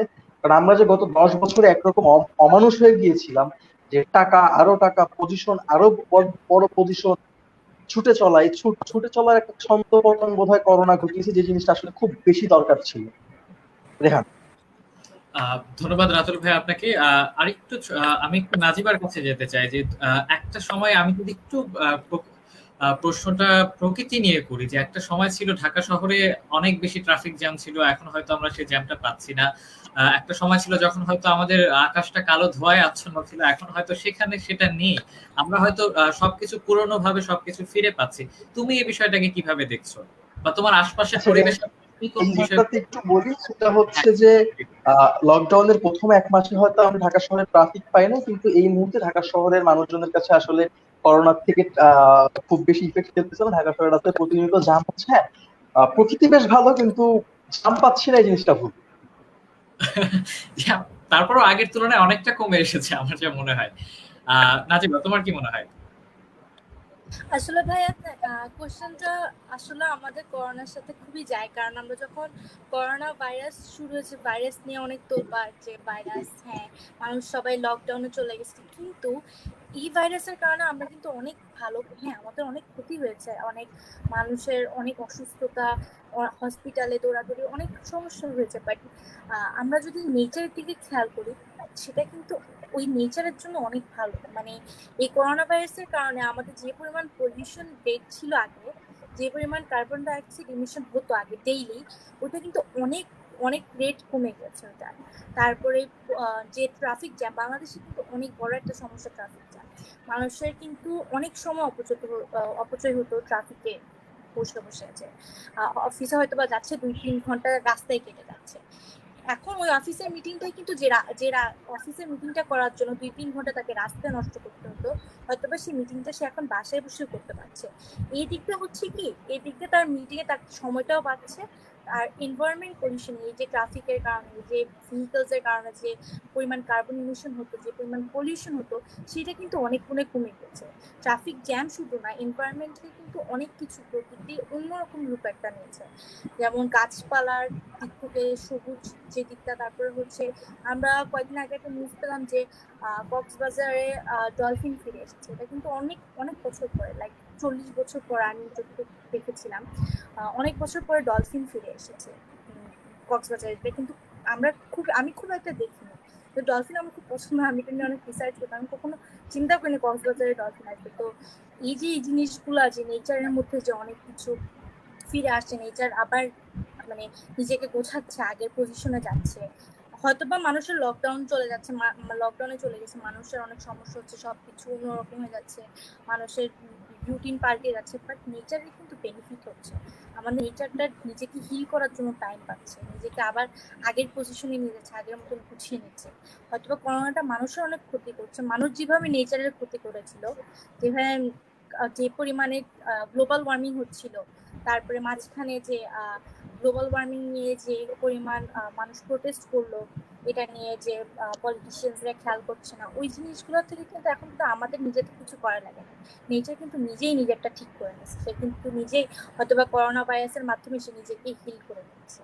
তো এটাই বলতে চাচ্ছিলাম যে করোনা ভাইরাস সব দিক দিয়ে খারাপ না, একদিক দিয়ে নিজেকে হিল করে নিচ্ছে। হয়তোবা আমরা লকডাউনে আমরা আমাদের যেভাবে আমরা ক্ষতি করছি নেচারে, যেভাবে আমরা গ্লোবাল ওয়ার্মিং থেকে শুরু করে air pollution, water pollution, soil pollution, যেভাবে পলিউট করে গেছে আমাদের আর্থকে, নিজের মাকে যেভাবে ক্ষতি করে গেছে, সেই নেচার এখন যেহেতু আমরা তার টেক কেয়ার করছি না, সে নিজেকেই টেক কেয়ার করার ওয়ে খুঁজে নিয়েছে করোনা ভাইরাসের মাধ্যমে। হয়তো আমি এই জিনিসটা কিভাবে দেখছি আর কি। এই তো। ধন্যবাদ। একটু পপি আপুর কাছে যদি আসতে চাই, খুব প্রচলিত একটা কথা হচ্ছে যে করোনা ভাইরাসের জন্য এখন আমরা হয়তো নিউজ দেখছি, এবং নিউজে কিন্তু সবচেয়ে বেশি আমরা যেটা পাচ্ছি সেটা হচ্ছে বাংলাদেশ বলি বা বহির্বিশ্ব কিংবা করোনা সব মিলিয়ে কিন্তু নেগেটিভ এক ধরনের নিউজ আমরা পাচ্ছি। তো এই জিনিসগুলো কি আসলে আমাদের সবার মানসিকতার উপরে একটা প্রভাব ফেলছে, কি মনে হয়? প্রথমের দিকে আমি রেগুলার খোঁজ নিতাম যে দেখি আজকে কি অবস্থা বিভিন্ন দেশে। তো আমি নিজেও কিন্তু এই নিউজটা দেখা বাদ দিয়ে দিয়েছি, কারণ আমার কাছে যেটা মনে হচ্ছে যে একটা প্রবলেম সৃষ্টি হয়েছে, মহামারী চলছে। তো আমরা যদি নেগেটিভ জিনিসটা নিয়ে বেশি আরো মানে কি বলবো আলোচনা করতে থাকি, দেখতে থাকি, তখন আমাদের মেন্টালি একটা প্রেশার ক্রিয়েট হয়। কারণ হচ্ছে প্রতিদিনই কিন্তু হাজার হাজার মানুষ মারা যাচ্ছে আর অন্যান্য অনেক সমস্যার কারণে। সেগুলো কিন্তু এই করোনার কারণে ওভাবে সামনে চলে আসছে না, যতটা না করোনা এখন ব্রডলি নিউজ হচ্ছে। তো আমার মনে হয় আমি যেই কাজটা করছি, করোনার যে নিউজ গুলো আছে এখন ওইভাবে দেখছি না, জাস্ট মানে যতটুকু না দেখলেই নয়, খোঁজ খবর রাখছি, কিন্তু ওইভাবে মাথার মধ্যে নিচ্ছি না প্রথমের দিকে যেটা নিতাম।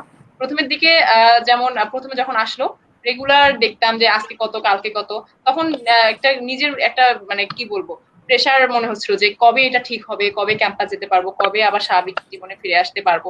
তো এটাই। তবে আমার কাছে মনে হচ্ছে যে করোনা আসার পরে মানে এত যে ৩-৪ মাস হয়ে গেল বাংলাদেশে আসার পর, কর্মক্ষেত্রে একটা চেঞ্জ চলে আসছে মানুষের অভ্যাস সব ক্ষেত্রেই। যেমন আমি যদি বলি করোনা চলে যদি আল্লাহ সহায় হয় করোনা যদি চলে যায়, মানুষের কিন্তু যে মানে যেভাবে এখন যেভাবে চলছে অনেক পরিবর্তন আসবে। যেমন আগে মাস্ক কিন্তু আমাদের রেগুলার ইউজ করা স্বাস্থ্যের জন্য অনেক ভালো, কারণ বাতাসের মধ্যে অনেক ধুলাবালি রোগ জীবাণু থাকে, যেটা আমরা আগে কখনোই ইউজ করতাম না। করোনা আসার ফলে আমরা এখন রেগুলার ইউজ করতেছি, যেটা আমাদের স্বাস্থ্যের জন্য ভালো। শুধু যে করোনা থেকে আমরা সিকিউর হচ্ছে সেটা সেটা কিন্তু না, অনেক কিছু থেকেই আমরা রক্ষা পাচ্ছি, তাই না? তো আমার মনে হয় মানুষের মধ্যে অনেক ভালো ডেভেলপ হচ্ছে। যেমন যদি উদাহরণ দেই, কিছুদিন আগে আমার আপু আমার ভাগনা সবাই হঠাৎ করে জ্বর সর্দি কাশির মধ্যে পড়ে গেল। তো তারা কি করলো, সকাল বিকাল গার্গল করা শুরু করলো লেবু পানি দিয়ে। এখন এখন হয়ে গেছে কি, ছোট্ট একটা কোনো সমস্যা হলো তো মানে সেরকম কনসিয়াসনেস তাদের মধ্যে কাজ করছে, যেটা আগে কাজ করতো না, যে জ্বর হয়েছে ঠিক হয়ে যাবে বা কাশি ঠিক হয়ে যাবে। তো এখন কিন্তু ওষুধও খাচ্ছে না, যে কাশি হলো ৩-৪ দিন পর আমি একটা ফাইল নিয়ে আসলাম, বিভিন্ন ব্র্যান্ড মানে কোম্পানির থাকে যেটা, নিয়ে এসে খাইলাম। কিন্তু এখন ওটা না, এখন যেটা হচ্ছে যে মানে আমরা নিজেরাই বিভিন্ন মানে ভাবে মানে আমরা যেটা এখন শুনছি বিভিন্ন ভাবে নিউজ গুলো পাচ্ছি, যে যতটা সম্ভব বাড়িতে থেকে বিভিন্ন যে মানে লেবু পানি, তারপর বিভিন্ন আমরা যে নিউজ গুলো পাচ্ছি সেগুলোই আমরা প্র্যাকটিস করছি বাসায়। আমার মনে হয় এটা মানুষের স্বাস্থ্যের জন্য খুব একটা মানে বড় পরিবর্তন, মানুষের যে বলো পজিটিভলি যে কি বলবো কেয়ার করা নিজের শরীরের প্রতি। তারপর যদি বলি যে এতদিনে প্রথমের দিকে যেটা আমি বললাম মেন্টাল প্রেশার কাজ করতো, এখন আমি অনেকটাই কিন্তু এটার সাথে মানিয়ে নিয়েছি, কাজ করছি, আমার রুটিনটা ওইভাবে আমি তৈরি করে নিয়েছি। এখন যদি করোনা চলতে থাকে এইভাবেই, তাহলে আমাদের যেটা আমার মনে হয় এটার সাথে যেভাবে আমরা আমাদের জন্য ভালো। আর যদি চলে যায় আল্লাহর রহমতে, তখন তো কোনো কথাই নেই। আমার রাতুল কি কাছে এটাই মনে হয়। রেহান, হ্যাঁ, আর রাতুল ভাই আপনার কি মনে হয় আমাদের কি এই করোনা ভাইরাস পজিটিভ নেগেটিভ ইম্প্যাক্টের থেকে কি পজিটিভ ইম্প্যাক্টটা বেশি ফেলছে? আপুর কথা থেকে যেটা পজিটিভ ইম্প্যাক্ট মানে আমরা যদি গ্লোবাল পার্সপেক্টিভে দেখি, এটা কখনোই পজিটিভ ইম্প্যাক্ট থেকে নেগেটিভ ইম্প্যাক্টটাই বেশি। কারণ যে মানুষগুলো চলে গিয়েছে তাদের শূন্যস্থান কখনোই পূরণ হবার না। গত 3 মাসে আমাদের ওয়ার্ল্ড ইকোনমির অবস্থা বেশ খারাপ, কিন্তু তার ভিতরেও হচ্ছে আমাদের যেই কিছু পজিটিভ ভাইব দিয়ে গিয়েছে, কারণ ন্যাচারাল যে হিলিং এর ব্যাপারটা ছিল সেই জিনিসটা। এবং গত কয়েক শতকে বা কয়েক শতকে বলেছি, কয়েক দশকে আমাদের যেই পশুত্বের যে একটা ব্যাপার, মানে মানুষের যে মানবীয় গুণাবলীর একটা হ্রাস, এই হ্রাসটার যে একটা লাগাম টানা দরকার ছিল, এই লাগামটা যে টেনেছে, এই জিনিসটা পজিটিভ ভাইব কিছু আছে, বেশ কিছু পজিটিভ ভাইব আছে, যেগুলো জিনিসগুলো ধরে রাখতে পারলে হয়তো করোনা পরবর্তী পৃথিবীটা সুন্দর একটা পৃথিবী হবে। কিন্তু কখনোই এটা বলা সম্ভব না যে করোনার নেগেটিভ ইম্প্যাক্টটা করোনার পজিটিভ ইম্প্যাক্ট থেকে কম। ধন্যবাদ ভাইয়া। নিবিড় ভাইয়ের কাছে একটা প্রশ্ন করতে চাই। নিবিড় ভাইয়ের কাছে শাওমে হানি এক প্রশ্ন করেছেন যে নিবিড় ভাইয়া ফিউচার ইনসিকিউরিটিজ এর সাথে কিভাবে কোপ আপ করছেন? আচ্ছা, এখানে যদি বলতে চাই ফিউচারের সাথে বলতে গেলে এখন তো আমরা সবাই মোটামুটি গৃহবন্দী আছি। গৃহবন্দীর সময়টাতে কিন্তু আমরা ফিউচারের যে রাতুল ভাই একটু আগে বিষয়টি খুব ভালোভাবে কিন্তু আমাদের বলেছেন। এইখান থেকে কিন্তু আমাদের ঘুরে থাকতে হবে, আমাদের কিন্তু মানে ঘুরে দাঁড়াতে হবে, আমাদের মাথায় চিন্তাটা কম রেখে আর কি কিভাবে আমরা এর এর থেকে কিন্তু জীবনে ভালো কিছু করব সেটা কিন্তু আমাদের চিন্তা করতে হবে। আমি যদি একটু এখানে করোনা মানে করোনা ভাইরাস আসার পর আমি পজিটিভ কিছু দিক উল্লেখ করি, যেমন প্রকৃতির যে দিকগুলো এসেছে সেগুলো যদি আমি উল্লেখ করি, প্রথমে উল্লেখ করব রবীন্দ্র সরোবরের একটা ছবি ভাইরাল হয়েছিল এই লকডাউনের মধ্যে। শেষে আমরা কিন্তু দেখেছি যে পুরো সবুজ জায়গাটা একদম পুরো সবুজ হয়ে গেছে, নর্মালি যেটা কিন্তু আমরা দেখি না। তারপর যদি আমরা কক্সবাজারের কথা বললো তো তারপর যদি আমরা আর একটু বলি, এই করোনার সময়টাতে কিন্তু আমরা দেখা যাচ্ছে ফ্যামিলি মেম্বার যারা আছে অনেকে বাইরে থাকে কি তারা কিন্তু এই করোনা ভাইরাসের কারণে ঢাকা থেকে কিংবা বাইরে থেকে যারা তারা কিন্তু মানে কি আমরা ঘরের মধ্যে রয়েছে, ফ্যামিলি মেম্বারের সাথে কিন্তু আমরা বেশি টাইম দিতে পারছি। আমরা ইচ্ছা করলে কিন্তু আমরা আমাদের ফ্যামিলির মেম্বারদের সাথে গল্প গুজব কিংবা ছাদে ঘোরাঘুরি কিংবা বাসার আম্মুকে কিন্তু বলে আমরা নানা রকমের নতুন নতুন রান্নার স্বাদ পাচ্ছি। আর ফিউচারের যে বিষয়টি বলতে গেলে যে ফিউচারে আমরা কি করব, এখন করোনা ভাইরাসের সময় কিন্তু আমাদের মনোবলটা আমাদের সঠিক রাখতে হবে। আমরা এইচএসসি পরীক্ষার্থী যারা আছে তারা কিন্তু অনেকেই আমরা ধীরে ধীরে মানে বই নিয়ে যেমন কম বসছি, যে আমাদের মধ্যে একটা দুশ্চিন্তা কাজ করছে যে আমরা কবে এই ভাইরাসের সময়টা শেষ হবে, করোনা ভাইরাস পুরোপুরি কবে শেষ হবে, আমরা কবে পরীক্ষা দিব। কিন্তু সেই দিক থেকে কিন্তু আমরা যদি একটু পজিটিভলি চিন্তা ভাবনা করি যে করোনা ভাইরাস তো একদিন শেষ হবে, আমাদের পরীক্ষা দিতে হবে, আমাদের উজ্জ্বল ভবিষ্যৎ গড়তে হবে, তো এই চিন্তাটা যদি আমরা মাথায় নিয়ে কাজ করতে পারি তাহলে হয়তো বা আমরা ভবিষ্যতে আমরা আরো এগিয়ে যেতে পারবো। ধন্যবাদ নিবিড় ভাইয়াকে। একটা খুব সাধারণ একটা প্রশ্ন, সে প্রশ্নটি করেছিলেন ইরতিশাম আহমেদ চৌধুরী। প্রশ্নটা নিয়ে যদি একটু বলি, সেটি হচ্ছে মূলত আমাদের বর্তমানে বাসা ভাড়া নিয়ে উনি প্রশ্নটা করেছেন যে এমন তো অনেক আছে যে আসলে অনেকে বাসা ভাড়া দিতে পারছে না এই সময়টায়। বাড়িওয়ালা যে বাসা ভাড়াটা মওকুফ করবেন, হয়তো এমনটা হতে পারে যে বাড়িওয়ালা হয়তো এই বাসা ভাড়ার উপরেই চলে। আমি যদি আমার পাশের বিল্ডিং এর উদাহরণ দিই, আমার পাশের বিল্ডিং কিন্তু পুরোটাই ফাঁকা, সিকিউরিটি ছাড়া কেউ আছে বলে আমার মনে হয় না, একটা লাইটও জ্বলে না। তো এখন কিন্তু আস্তে আস্তে পুরো ঢাকা শহরটাই বলতে গেলে ফাঁকা হয়ে যাচ্ছে। এই বিষয়টাকে আসলে কিভাবে দেখছেন পপি আপু?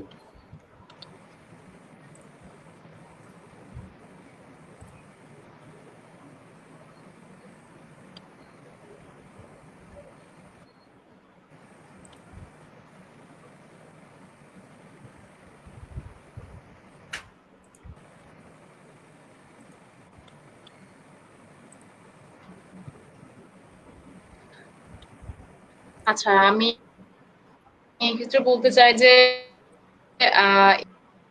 এই বাসা ভাড়া নিয়ে কিন্তু আমাদের আমি যেহেতু রংপুরে থাকি, রংপুরে যারা ভাড়া থাকে তারা চাচ্ছিল ভাড়া দিবে না, আর যাদের বাসায় থাকে তারা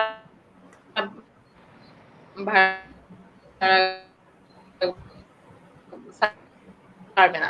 যেমন আমি যে বাসায়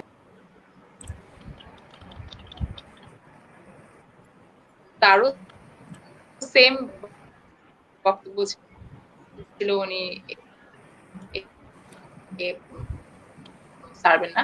পরে যেটা হলো 3-4 মাসের ভাড়া তো অলরেডি পড়ে গেছে, এখন আমাদের দিতে হবে।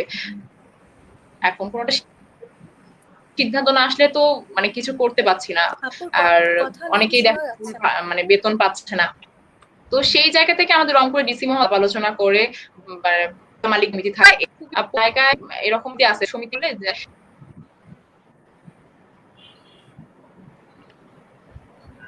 আমরা বোধহয় পপি আপু। হ্যাঁ, শোনা যাচ্ছে? হ্যাঁ, শোনা যাচ্ছে আপু। হ্যাঁ, আমি যেটা বলছিলাম যে আমাদের রংপুরে যেটা করেছে, মানে প্রথমের দিকে যারা বাসা ভাড়া থাকে, ভাড়াটিয়ারা মানে বেতন ভাড়া দিতে চাচ্ছিল না, আর মালিকরাও ছাড়তে চাচ্ছিল না যে ভাড়া নিবে। পরে যেটা হলো, আমাদের ডিসি মহোদয়ের সাথে রংপুর যারা নেতৃস্থানীয় ব্যক্তিবর্গ আছেন তারা মিটিং করে সিদ্ধান্ত নিলেন যে 40-60% করবে, মানে 40% মকুব করে দিবে, 60% করে ভাড়া দিতে হবে। সো এরকম যদি অন্যান্য জায়গায় যারা নেতৃস্থানীয় ব্যক্তিবর্গ আছেন তারা যদি আলাপ আলোচনা করে কিছু একটা করেন, আমার মনে হয় ভালো হবে। কারণ আমাদের যেমন 40% ছাড় করে দিয়েছেন, অনেক মালিক আবার আসছে পুরোটাই ছাড় করে দিচ্ছেন। তো অন্যান্য যদি ভাড়াটিয়ারা চায় যে আমরা একবারই ভাড়া দিব না, সেটা বাড়িওয়ালাদের জন্য লস। আবার বাড়িওয়ালা যদি চায় যে আমি পুরো ভাড়া নিব এই সময়, তাহলেও দেখা যায় যে ভাড়াটিয়ারা একটা চাপের মধ্যে পড়ে যাবে। তো আমার মনে হয় দুই পক্ষেই আলাপ আলোচনা করে, যেহেতু প্রত্যেক জায়গায় আমার জানা মতে, আমি মানে এর আগে রাজশাহীতে ছিলাম, তো ওইখানেও সমিতি আছে। তো আমার মনে হয় প্রত্যেক জায়গাতে এরকম আছে। তো মালিক সমিতি এবং দুই পক্ষের মধ্যে আলাপ আলোচনা করে একটা পার্সেন্টেজ করা দরকার। দুই পক্ষের মানে একবার পুরো ছাড় দিলে আসলে দুই লস হয়ে যাবে। কারণ হচ্ছে অনেক বাড়িওয়ালা আছে যারা লোন করে বাসা বানিয়েছে, ভাড়ার টাকা দিয়েই তারা তাদের যে মাসিক যে কিস্তি সেটা দেয়। সো আমার মনে হয় এরকম একটা পার্সেন্টেজ করা যেতে পারে। রেহান, রাতুল ভাইয়ার আসলে কি মনে হয় এই বিষয়টাকে নিয়ে? আপনি কিভাবে দেখছেন আপনার জায়গা থেকে? এই ব্যাপারে আমি পপির সাথে পুরোপুরি একমত। তবে আমার যেটা মনে হয় যে আসলে আহ, সরকারের যেই প্রণোদনা প্যাকেজ গুলা আহ, আছে, সেখানে কিছু ব্যাপার স্যাপার আছে। আসলে এটা সঠিক ডিস্ট্রিবিউশনটা কি হবে সেটার আওতায় আসলে মানে ঢাকা শহরে যে সমস্ত বাড়িওয়ালা আছে সবার নিশ্চয়ই অবস্থা এমন না যে বাড়ি ভাড়া ছাড়া তারা চলতে পারছেন না। এবং ওয়ার্ড ভিত্তিক যে সমস্ত কাউন্সিলর রয়েছে সরকারি স্থানীয় প্রশাসনের সমন্বয়ে সেই অ্যাকচুয়ালি সেই বাড়িওয়ালা কারা যারা একদম সম্পূর্ণ বাড়ি ভাড়ার উপরে ডিপেন্ডেন্ট, তাদেরকে আইডেন্টিফাই করে একটি সরকারি প্রসেসের ভেতরে নিয়ে আসা, যেটা রংপুরে আমাদের ডিসি মহোদয় করেছেন, সেইভাবে নিয়ে আসা যায় কিনা। এবং আর যদি কারো পক্ষে আসলে সম্ভব হয় যে বাড়ি ভাড়াটা ছেড়ে দিবেন, সেক্ষেত্রে আসলে বাড়ি ভাড়াটা ছেড়ে দেওয়া যায় কিনা। বা আমাদের যারা গ্রামে থাকি, আমাদের বা আর্থিক অবস্থা ভালো, হয়তো পড়াশোনা বা অন্যান্য কারণে আমি ঢাকা শহরে থেকে বাসা ভাড়া নিয়েছি, আমার বাসা ভাড়া দিয়ে দেওয়ার মতো অবস্থাতে আছে, সেই জায়গা থেকে আমি বাসা ভাড়াটা দিয়ে দেওয়া। একপাক্ষিক ভাবে ঠিক কোনো ডিসিশনে যাওয়ার থেকে ঠিক কে কি অবস্থানে আছে, কার কোনটা প্রয়োজন, সেই জিনিসটা এই মুহূর্তে সবচেয়ে বেশি প্রয়োজন। রেহান। ধন্যবাদ ভাইয়া।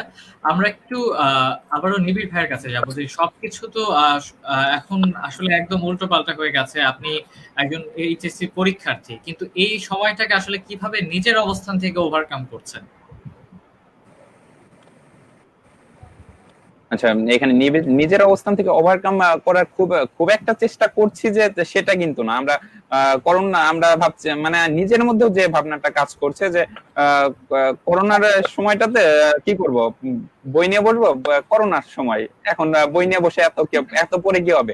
সেই কবে না কবে লকডাউন, মানে লকডাউন তো উঠে গেছে, করোনা সময়টা ঠিক হবে, আমরা পরীক্ষা দিব, সেই কবে হবে সেটা আমরা কিন্তু জানি না। তো এই ভাবনা থেকে কিন্তু আমাদের একটা মানে মনে একটা আহ, আহ, মানে কি বলবো, এটাকে একটা ভাব তৈরি হয়েছে যে থাক, আর কালকে পড়বো এইভাবে একটা যে বিষয়টি নর্মাল সময় যদি আমরা আলসেমি। খেয়াল করতাম যে হ্যাঁ আপু, একটা আলসেমি তৈরি হয়ে গেছে। আর নর্মাল সময় যেটা তৈরি আমাদের হয়ে গেছে। মাথায় চাপ থাকতো, হ্যাঁ, নর্মাল সময় আমাদের মাথায় যে চাপটা থাকতো যে আমাদের টিউশন ছিল, টিউশনের পড়া ছিল, আবার আমাদের পরীক্ষার জন্য একটা চিন্তা ভাবনা ছিল, খুব মাথায় একটা চাপ ছিল। কিন্তু এখন সেই মানে চিন্তাটা কিন্তু আমাদের মাথায় অনেকাংশে বের হয়ে গেছে, আমি যেটা মনে করি যে কারণ কবে সেই পরীক্ষা শুরু হবে আমাদের কিন্তু জানা নেই। আমাদের মধ্যে আপু যেমনটা বললাম, অনেকটা আলসেমির তৈরি হয়েছে। তো সেই অবস্থান থেকে নিজেকে ওভারকাম করছি কিভাবে সেটা বলতে গেলে যে খুব মানে আর কি, যে এখন সেইভাবে কোনো চেষ্টা করছি না নিজেকে ওভারকাম করার জন্য, শুধু স্রোতে গা ভাসিয়ে দিচ্ছি বলতে, এইরকমই একটা বিষয়। আচ্ছা, একটা কমেন্ট এসেছিল আমার কাছে যে আসলে আমরা আসলে নাজিবার কাছে প্রশ্ন করতে চেয়েছি যে ইনসিকিউরিটিজ এর সময় কি আমাদের ওয়ার্ক কোয়ালিটিটা কমে যাচ্ছে, বা আমাদের কি যে শিক্ষার যে মান, গুণগত মান, সেটা কি কমে গেছে এই লকডাউনের মধ্যে? আম, হানি হানি মেবি কোশ্চেনটা করেছে। হ্যাঁ হ্যাঁ হ্যাঁ, আমি হানি করুন। হানিকে বলতে যাচ্ছি যে নিবিড় ভাইয়া যেটা বললো যে আমরা আমাদের হয়তো বা আলটিমেটে চলে এসেছে আসলে সত্যি, কারণ যে প্রেশারটা থাকে না, প্রেশারে কিন্তু মানুষ ভালো কাজটা করে। তো আমাদের প্রেশার কমে যাওয়াতে অনেকটা আলসেমি চলে এসেছে সবার মাঝখানে। তো এর কারণে কি হয়, ওয়ার্ক কোয়ালিটি, আমরা যে রেগুলার যে আমাদের যে একটা রুটিন ওয়াইজে যে আমাদের যে রেজাল্টটা ছিল, যে প্রোডাক্টিভিটিটা ছিল আমাদের মাঝখানে, ওইটা কয়েক গুণে কমে গেছে। এটা স্বীকার করতেই হয় যে হ্যাঁ, এখন বলা যায় যে অনেক কোর্স আছে, তুমি বাসা থেকে করতেই পারো। কোর্সগুলোতে যে জয়েন করে তুমি অনলাইনে কোর্স যেগুলো হচ্ছে ফ্রিতে কোর্স, তোমার কোনো কস্টিং করা লাগছে না। তারপরে রাতুল ভাইয়া যেটা বলেছিল যেটা ইংলিশ স্কুল থেকে পড়া যায়, হ্যাঁ ভাইয়া পড়া যায়, সব কিছুই করা যায়, বাট ওই যে করার যে ইন্টেনশনটা, করার যে ইচ্ছাটা, ওটা কিন্তু অনেকেরই আছে, কিন্তু করতে পারছে না অনেকে, কারণ আমরা ট্রেডিশনাল ওয়েতে অভ্যস্ত, আমরা এই নতুন ওয়েতে অভ্যস্ত না, যেটা আমি আগেও বলেছিলাম। ওর জন্য অনেকের প্রবলেমটা হচ্ছে স্টার্টিং করাতে। তো এই কারণে ওয়ার্ক কোয়ালিটিটা অনেকের কমে গেছে। আবার যেমন অফিস থেকে যারা কাজ করে তাদের হয়তো ওয়ার্ক কোয়ালিটিটা আবার ভালো হচ্ছে, বা অনেকের নর্মাল ওয়েতে কাজ করছে। যেমন অনেকে অফিসের যে মিটিংগুলো করতো, সেগুলো হয়তো বাসায় এখন জুমের মধ্যে মিটিংগুলো করছে, তাদের হয়তো ওয়ার্ক কোয়ালিটিতে প্রবলেম হচ্ছে না, তারা হয়তো আগের মতনই যেভাবে চলছে ওইভাবেই চলছে। বাট অনেকের যেমন স্টুডেন্টদের ক্ষেত্রে, বেসিক্যালি স্টুডেন্টরা যারা ওদের ওয়ার্ক কোয়ালিটি কিন্তু ডিফারেন্ট ছিল। ওদের কিন্তু স্কুলে যাওয়ার পরে প্রত্যেকদিন স্টাডিজের ভিতরে থাকা, স্টাডিজের ভিতরে প্রত্যেকদিন থাকলে কিন্তু ওই যে ওই মেন্টালিটিটা, ওই প্রেশারের মাঝখানে থাকলে রেগুলার স্টাডির মাধ্যমে পড়ালেখাটা অনেক গুণে আগায়। বাট রেগুলার যদি না হয় জিনিসটা, হয়তো বা 2-3 দিন পর পর হয়, তখন ওই স্পিডটা থাকে না। তো ওদের ক্ষেত্রে, স্টুডেন্টদের ক্ষেত্রে ওয়ার্ক কোয়ালিটিটা অনেক গুণে কমে গেছে আমি যেটুকু মনে করি। যে স্টুডেন্টরা আগের মতন, আগে যেরকম ক্লাসের মধ্যে, হ্যাঁ হয়তো অনেকে অনলাইনে ক্লাস করছে, অনেকে আগের মতনই যেভাবে 7 ঘন্টা ক্লাস হতো আমাদের নর্মাল ওয়েজে ওইভাবে ক্লাস করছে, কিন্তু ক্লাসগুলো অনলাইনে হওয়ার কারণে তো অনেকের অ্যাটেনশনটা ওইভাবে থাকছে না যেরকম ক্লাসে থাকতো। অনেকে হয়তো বা কনসেন্ট্রেট করছে না, অনেকে হয়তো বা অনলাইনে অডিও থাকার কারণে, ভিডিও অন না থাকার কারণে অনেকে অডিও ছেড়ে অনেক কিছুই করছে। তো ওইরকম লেভেলের প্রোডাক্টিভিটিটা তাদের মধ্যে থাকছে না, স্টুডেন্টের মধ্যে থাকছে না। তো আমি মনে করি স্টুডেন্টদের ক্ষেত্রে ওয়ার্ক কোয়ালিটি একটু কমে গেছে। বাট যারা জব করছে তারা হয়তো বা বাসা থেকে সেম ভাবেই কাজ করছে, বা অনেকের কাজ আগাচ্ছে না, যারা এন্টারপ্রেনার, যাদের প্রত্যেকের আলাদা আলাদা সেক্টরে মিটিং ছাড়া অনেক অফিসে অনেক কাজ থাকে, ওগুলো হয়তো বা তারা বাসা থেকে করতে পারছে না, অফিসে গিয়ে করা লাগবে, তাদের হয়তো বা ওয়ার্ক কোয়ালিটিটা কমে গেছে। এটাই আমি মনে করি। আমরা একদম আমাদের আয়োজনের শেষ পর্যায়ে চলে এসেছি এবং এই মুহূর্তে সবার কাছ থেকে একটা এন্ডিং চাইবো। প্রথমে যদি পপি আপুর কাছে চলে যায়, একদম শেষ সময়ে কি বলতে চান সবার উদ্দেশ্যে, সময়টাকে উদ্দেশ্য করে? ওকে, সবার তো সেটাই বলতে চাই যে বর্তমান সময়ে আজকে যেটা টপিক ছিল, ইনসিকিউরিটিস ডিউরিং লকডাউন। তো ইনসিকিউরিটিস আমাদের এখন সর্বক্ষেত্রেই বিরাজমান।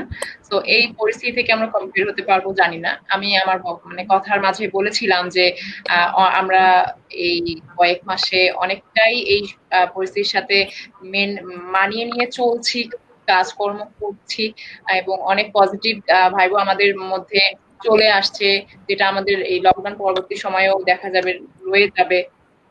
তো আমার মনে হয় খুব বেশি এটা নিয়ে চিন্তা না করে আমাদের কাজগুলোকে মানে গুছিয়ে নিয়ে আহ, সময়ের সাথে খাপ খাইয়ে চলা। কারণ হচ্ছে আমরা যখন একটা বিষয় নিয়ে অনেক বেশি নেগেটিভলি চিন্তা করব, যে কি হবে না হবে, অনিশ্চয়তা নিয়ে সবসময় বেশি আমরা ডিপ্রেসড হয়ে যাবো, ডিপ্রেশনে চলে যাবো। তো আমার মনে হয় যাই হোক না কেন, আমার ফোকাস ঠিক রেখে সেই ফোকাসে আমি কিভাবে পৌঁছবো সেই অনুযায়ী কাজ করা। আমাদের স্যার সবসময় বলতেন যে, আমাদের ইউনিভার্সিটির একজন শিক্ষক, ওই স্যার বলতেন যে সবসময় মনে রাখবা তুমি সামনে আছো, তোমার লক্ষ্য একটাই, এই লক্ষ্যে তোমাকে যে কোনো ভাবে পৌঁছতে হবে, যত বাধা আসুক, বিঘ্ন ঘটার চেষ্টা করুক না কেন, তুমি তোমার লক্ষ্যে অবিচল থাকবে। তো করোনা ভাইরাস আসছে, চলে যাবে কিনা আমরা জানি না, বা কবে যাবে সেটাও আমাদের কারো জানা নাই, ভ্যাকসিন কবে আসবে সেটাও আমরা জানি না। তো আমাদের মনে হয় সবকিছু নিজের মতো করে গুছিয়ে নিয়ে পজিটিভ থেকে সামনে এগিয়ে যাওয়া। Think positive, be positive. Thank you. আর তোমাদের সবাইকে অসংখ্য ধন্যবাদ আজকে এরকম একটা সুন্দর আয়োজন করার জন্য। তোমরা এত ছোট মানুষ হয়েও এত সুন্দর একটা উদ্যোগ নিয়ে কাজ করতেছো। ধন্যবাদ আপু। Thank you. আমরা এই মুহূর্তে একটু নাজিবার কাছে চলে যাব। নাজিবা, তোমার কি মনে হয় এবং শেষ পর্যায়ে কি বলতে চাও? আসলে শেষ পর্যায়ে বলতে চাচ্ছি এটাই যে এখন করোনা, আপু যেটা বললো আপুর সাথে আমি একমত, পুরোপুরি একমত যে করোনা কবে শেষ হবে আমরা কিন্তু কেউই জানি না, যে কবে এটা শেষ হবে বা আগে সামনে আমাদের জন্য কি আছে আমরা কেউ জানি না। বাট আমরা যেটা নিয়ে কাজ করতে পারি সেটা হচ্ছে প্রেজেন্টটাকে নিয়ে, আমরা আমাদের প্রেজেন্টটাকে কিভাবে ভালো করতে পারি, কিভাবে আমাদের জিনিসগুলো গুছিয়ে না আমরা কিভাবে, হ্যাঁ হয়তোবা আগে যেভাবে আমরা প্ল্যানগুলো করেছিলাম যে হ্যাঁ ফিউচারে হয়তো বা এভাবে এভাবে করবো, হয়তো যারা এইচএসসি দেওয়ার কথা এখন তারা হয়তো ভাবছিল যে এতদিন আমরা এইচএসসি শেষ হয়ে যাবে, হয়তো বা করোনার কারণে হয়নি, তার মানে না যে সবকিছু থেমে যাবে। করোনা কয়েকদিন, হ্যাঁ 2-3 মাস থাকবে, কয়েক মাস পরে বা কয়েক বছরও লাগতে পারে আমি জানি না ঠিক, কিন্তু কয়েক বছর পরে কিন্তু চলে যাবে, জিনিস কিন্তু আবার স্বাভাবিক হয়ে আসবে, হয়তো বা অনেক চেঞ্জেস আসবে, পজিটিভও আসবে নেগেটিভও আসবে, বাট জিনিস কিন্তু আবার নর্মালি চলে আসবে। তো আমরা যদি এখন প্রেজেন্টটাকে নিয়ে কাজ করি, প্রেজেন্টকে ভালো আমরা গুছিয়ে যদি ফিউচারের কথা আপাতত ওইভাবে না ভেবে যে আমরা আমাদের প্রেজেন্টকে ভালোভাবে গুছিয়ে আনতে পারি। আর এই জিনিসগুলো যেভাবে হচ্ছে যে এনভায়রনমেন্ট পাল্টাচ্ছে, সবকিছু পাল্টাচ্ছে, বিভিন্ন ধরনের চেঞ্জেস আসছে, এর কারণে মানুষের ইনসিকিউরিটিস বাড়ছে, যেটা আজকে টপিক ইনসিকিউরিটিস ইন লকডাউন। তো মানুষের ইনসিকিউরিটিস বাড়ছে, তো লকডাউনের মধ্যে ইনসিকিউরিটিস বাড়ছে ঠিকই, কিন্তু অনেক অনেক দিক থেকে আমাদের কিন্তু পজিটিভ চেঞ্জেসও আসছে। তো সব চেঞ্জেসের সাথে অ্যাডাপ্ট করে নিয়ে যদি আমরা প্রেজেন্টটাকে ভালো মতন আমরা গুছিয়ে আনতে পারি, তাহলে আমরা হয়তো বা সামনে আরো এগোতে পারবো, এটাই আমি মনে করছি। আর হচ্ছে যে এই চেঞ্জেসগুলো ওগুলাতে হতাশা না হয়ে যদি আমরা পজিটিভ থাকি, আমরা প্রিভেন্টিভ যে মেজার্সগুলো করোনার জন্য ওগুলো যদি আমরা মেনটেন করে বাসায় থেকে যদি ভালো কিছু করতে পারি, তাহলে হয়তো বা আমাদের ফিউচারটা আমরা আরো ব্রাইট করতে পারবো। ধন্যবাদ নাজিবা। চলে যাব নিবিড় সাহা ভাইয়ের কাছে। ভাইয়া, শেষ মুহূর্তে কি বলতে চাও? শেষ মুহূর্তে যেটা বলতে চাই সেটা হলো গিয়া যে আমরা তো বেশিরভাগ সময় কিন্তু আমরা মানে এই ঘরে থাকার যে সময়টাতে আমরা যতই অনলাইনে থাকি কি সামাজিক যোগাযোগ মাধ্যম কিংবা অনলাইনে গেম খেলি, কিন্তু আমাদের এই সময়টাতে কিন্তু একসময় বোরিং লাগে। তো আমরা আমাদের কিন্তু অনেকেরই এরকম অভ্যাস আছে যে একা একা থাকার, একা মানে অনেক মানে ফ্যামিলির সবাই একদিকে, আমি একা আর একদিকে, এরকম কিন্তু আমাদের অনেকেরই অভ্যাস আছে। তো এই সময়টাকে কিন্তু তখন আরো, এই সময়টা আরো তখন বোরিং লাগবে, আরো তখন খারাপ লাগবে ঘরে থাকতে। তো এইখানে যে একটা কথা যেটা সেটা আমি যখন অনলাইনে আছি ঠিক আছে, গেম খেলছি ঠিক আছে, কিন্তু এখনো একা থাকবো না, সব সময় জন্য ফ্যামিলি মেম্বারের সাথে থাকি, গল্প করি, তাদের সাথে বিভিন্ন আইডিয়া শেয়ার করি, অনলাইন থেকে বিভিন্ন মানে একটা ব্যস্ততার উপরে আমরা যেন থাকি। তো সেই বিষয়টি করলে কিন্তু আমরা আর কি আমাদের একদিক থেকে যেমন আমাদের সবার সাথে বাসার সবার সাথে যেমন কোনো বিষয় নিয়ে আলোচনা করলে আমাদের জ্ঞান বৃদ্ধি পাবে, কিংবা যে বিষয়টি আমরা জানি না সেই বিষয়টি নিয়ে আমরা যদি ইন্টারনেটে সার্চ করি তাহলে কিন্তু আমরা ওই বিষয়টি নিয়ে জানতে পারবো। তো আমি যেমনটি মনে করি যে এই বিষয়গুলো করলেই কিন্তু আমরা আর কি যে আমরা বোরে হব না, এই সময়টাতেও আমাদের অনেক সুন্দর কাটবে।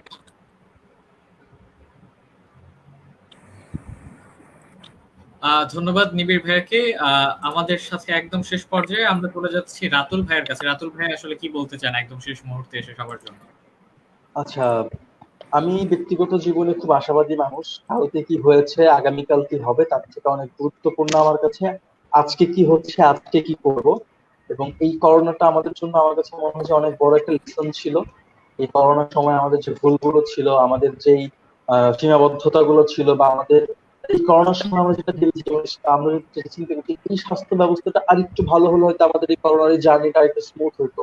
এই ছোট ছোট জিনিসগুলোকে নোট ডাউন করা, আহ নিজের জায়গা থেকে একটু ছোট ছোট বেটারমেন্ট আনা, যেন সবাই বলতেছি যে নেচার ভালো হোক, নেচার ভালো হোক। করোনা চলে গেলে যেদিন আমরা লকডাউনে বের হবো, নিজের খাওয়া চিপসের প্যাকেটটা যেন আমরা রাস্তায় না ফেলি, বোতলটা না ফেলি ড্রেনে, গাছের পাতাগুলোকে না ছিঁড়ি, একটা গাছ লাগাই। ছোট ছোট এই সমস্ত চেঞ্জ গুলোকে আমরা ধারণ করি এবং করোনা পরবর্তী সময়টা কিন্তু ইমপ্লিমেন্ট করি। এবং সেই জায়গা থেকে আমরা বোধহয় খুব ভালো একটা পৃথিবীতে আমরা বাস করতে পারবো করোনা পরবর্তীতে। আর যারা যেহেতু প্রোগ্রাম করছে স্টুডেন্টদেরকে নিয়ে, ইয়াংদেরকে নিয়ে, ইয়াংদের জন্য একটাই কথা থাকবে যে don't be misguided, don't be frustrated. জীবনটা অনেক সুন্দর, জীবন অনেক কিছু করার আছে। মানে এত বেশি অপরচুনিটি এখন আছে আশেপাশে, সেই জন্য আসলে গ্রাব করেন, নিজেদেরকে প্রিপেয়ার করেন নেক্সট ওয়ার্ল্ডের জন্য। এবং সেইটা করতে গেলে হয়তো আমাদের যে সময়টা লাগবে সেটার জন্য খুব ভালো সময় এটা। প্রচুর বই পড়েন, প্রচুর মুভি দেখেন, আহ মানুষকে বাঁচার জন্য যে মানবিক বইগুলো তৈরি করতে হয়, জ্ঞান তৈরি করতে হয়, সেটার জন্য কাজ করেন। ভালো থাকবেন, দেশকে ভালোবাসবেন, দেশের জন্য কাজ করবেন। সবচেয়ে গুরুত্বপূর্ণ যে বিষয়টি, নিজের জন্য যে কাজটি করেছে সেই কাজটিকে সম্পূর্ণ শ্রদ্ধার সাথে, সম্পূর্ণ মনোযোগের সাথে সর্বোচ্চ ভালোভাবে করবেন। ধন্যবাদ। আহ, ধন্যবাদ সবাইকে এতক্ষণ আমাদের সঙ্গে সময় দেওয়ার জন্য। অনেক আপনাদের মূল্যবান সময়ের মধ্যে থেকে আমাদেরকে যে সময় দিয়েছেন এর জন্য প্রত্যেককে অসংখ্য ধন্যবাদ। এবং সেই সাথে ধন্যবাদ আমাদের সঙ্গে যারা ছিলেন শেষ মুহূর্তে একটু পড়তে নামগুলো বলতে চাই, যারা আমাদের সঙ্গে পুরোটা সময় ছিলেন। লামিয়া আজম আমাদের সঙ্গে ছিলেন, প্রত্যয় ইসলাম আমাদের সঙ্গে, এসপি শোভন ছিলেন, আর ছিলেন সাম ইলি, নিশাত মাহজাবিন, ইর্তিশাব আহমেদ চৌধুরী, ঝর্ণা খান, আরো অনেকে ছিলেন যাদের নাম এখন পড়তে পারছি না। তবে প্রত্যেককে অসংখ্য অসংখ্য ধন্যবাদ আমাদের সঙ্গে থাকার জন্য। এবং শেষ মুহূর্তে যেহেতু এখন চলে যেতে হবে, আমাদের সময় শেষ, তাই শেষবারের মতো বলছি, বি পজিটিভ এবং সবসময় নিজে ভালো থাকুন, আশপাশের মানুষগুলোকে ভালো রাখার চেষ্টা করুন, দেশকে ভালোবাসুন, দেশের সঙ্গেই থাকুন। আজ এই পর্যন্ত, আবারও কোনো পর্বে হয়তো দেখা হবে। সে পর্যন্ত প্রত্যেকে ভালো থাকবেন, সুস্থ থাকবেন। বিদায় নিচ্ছি।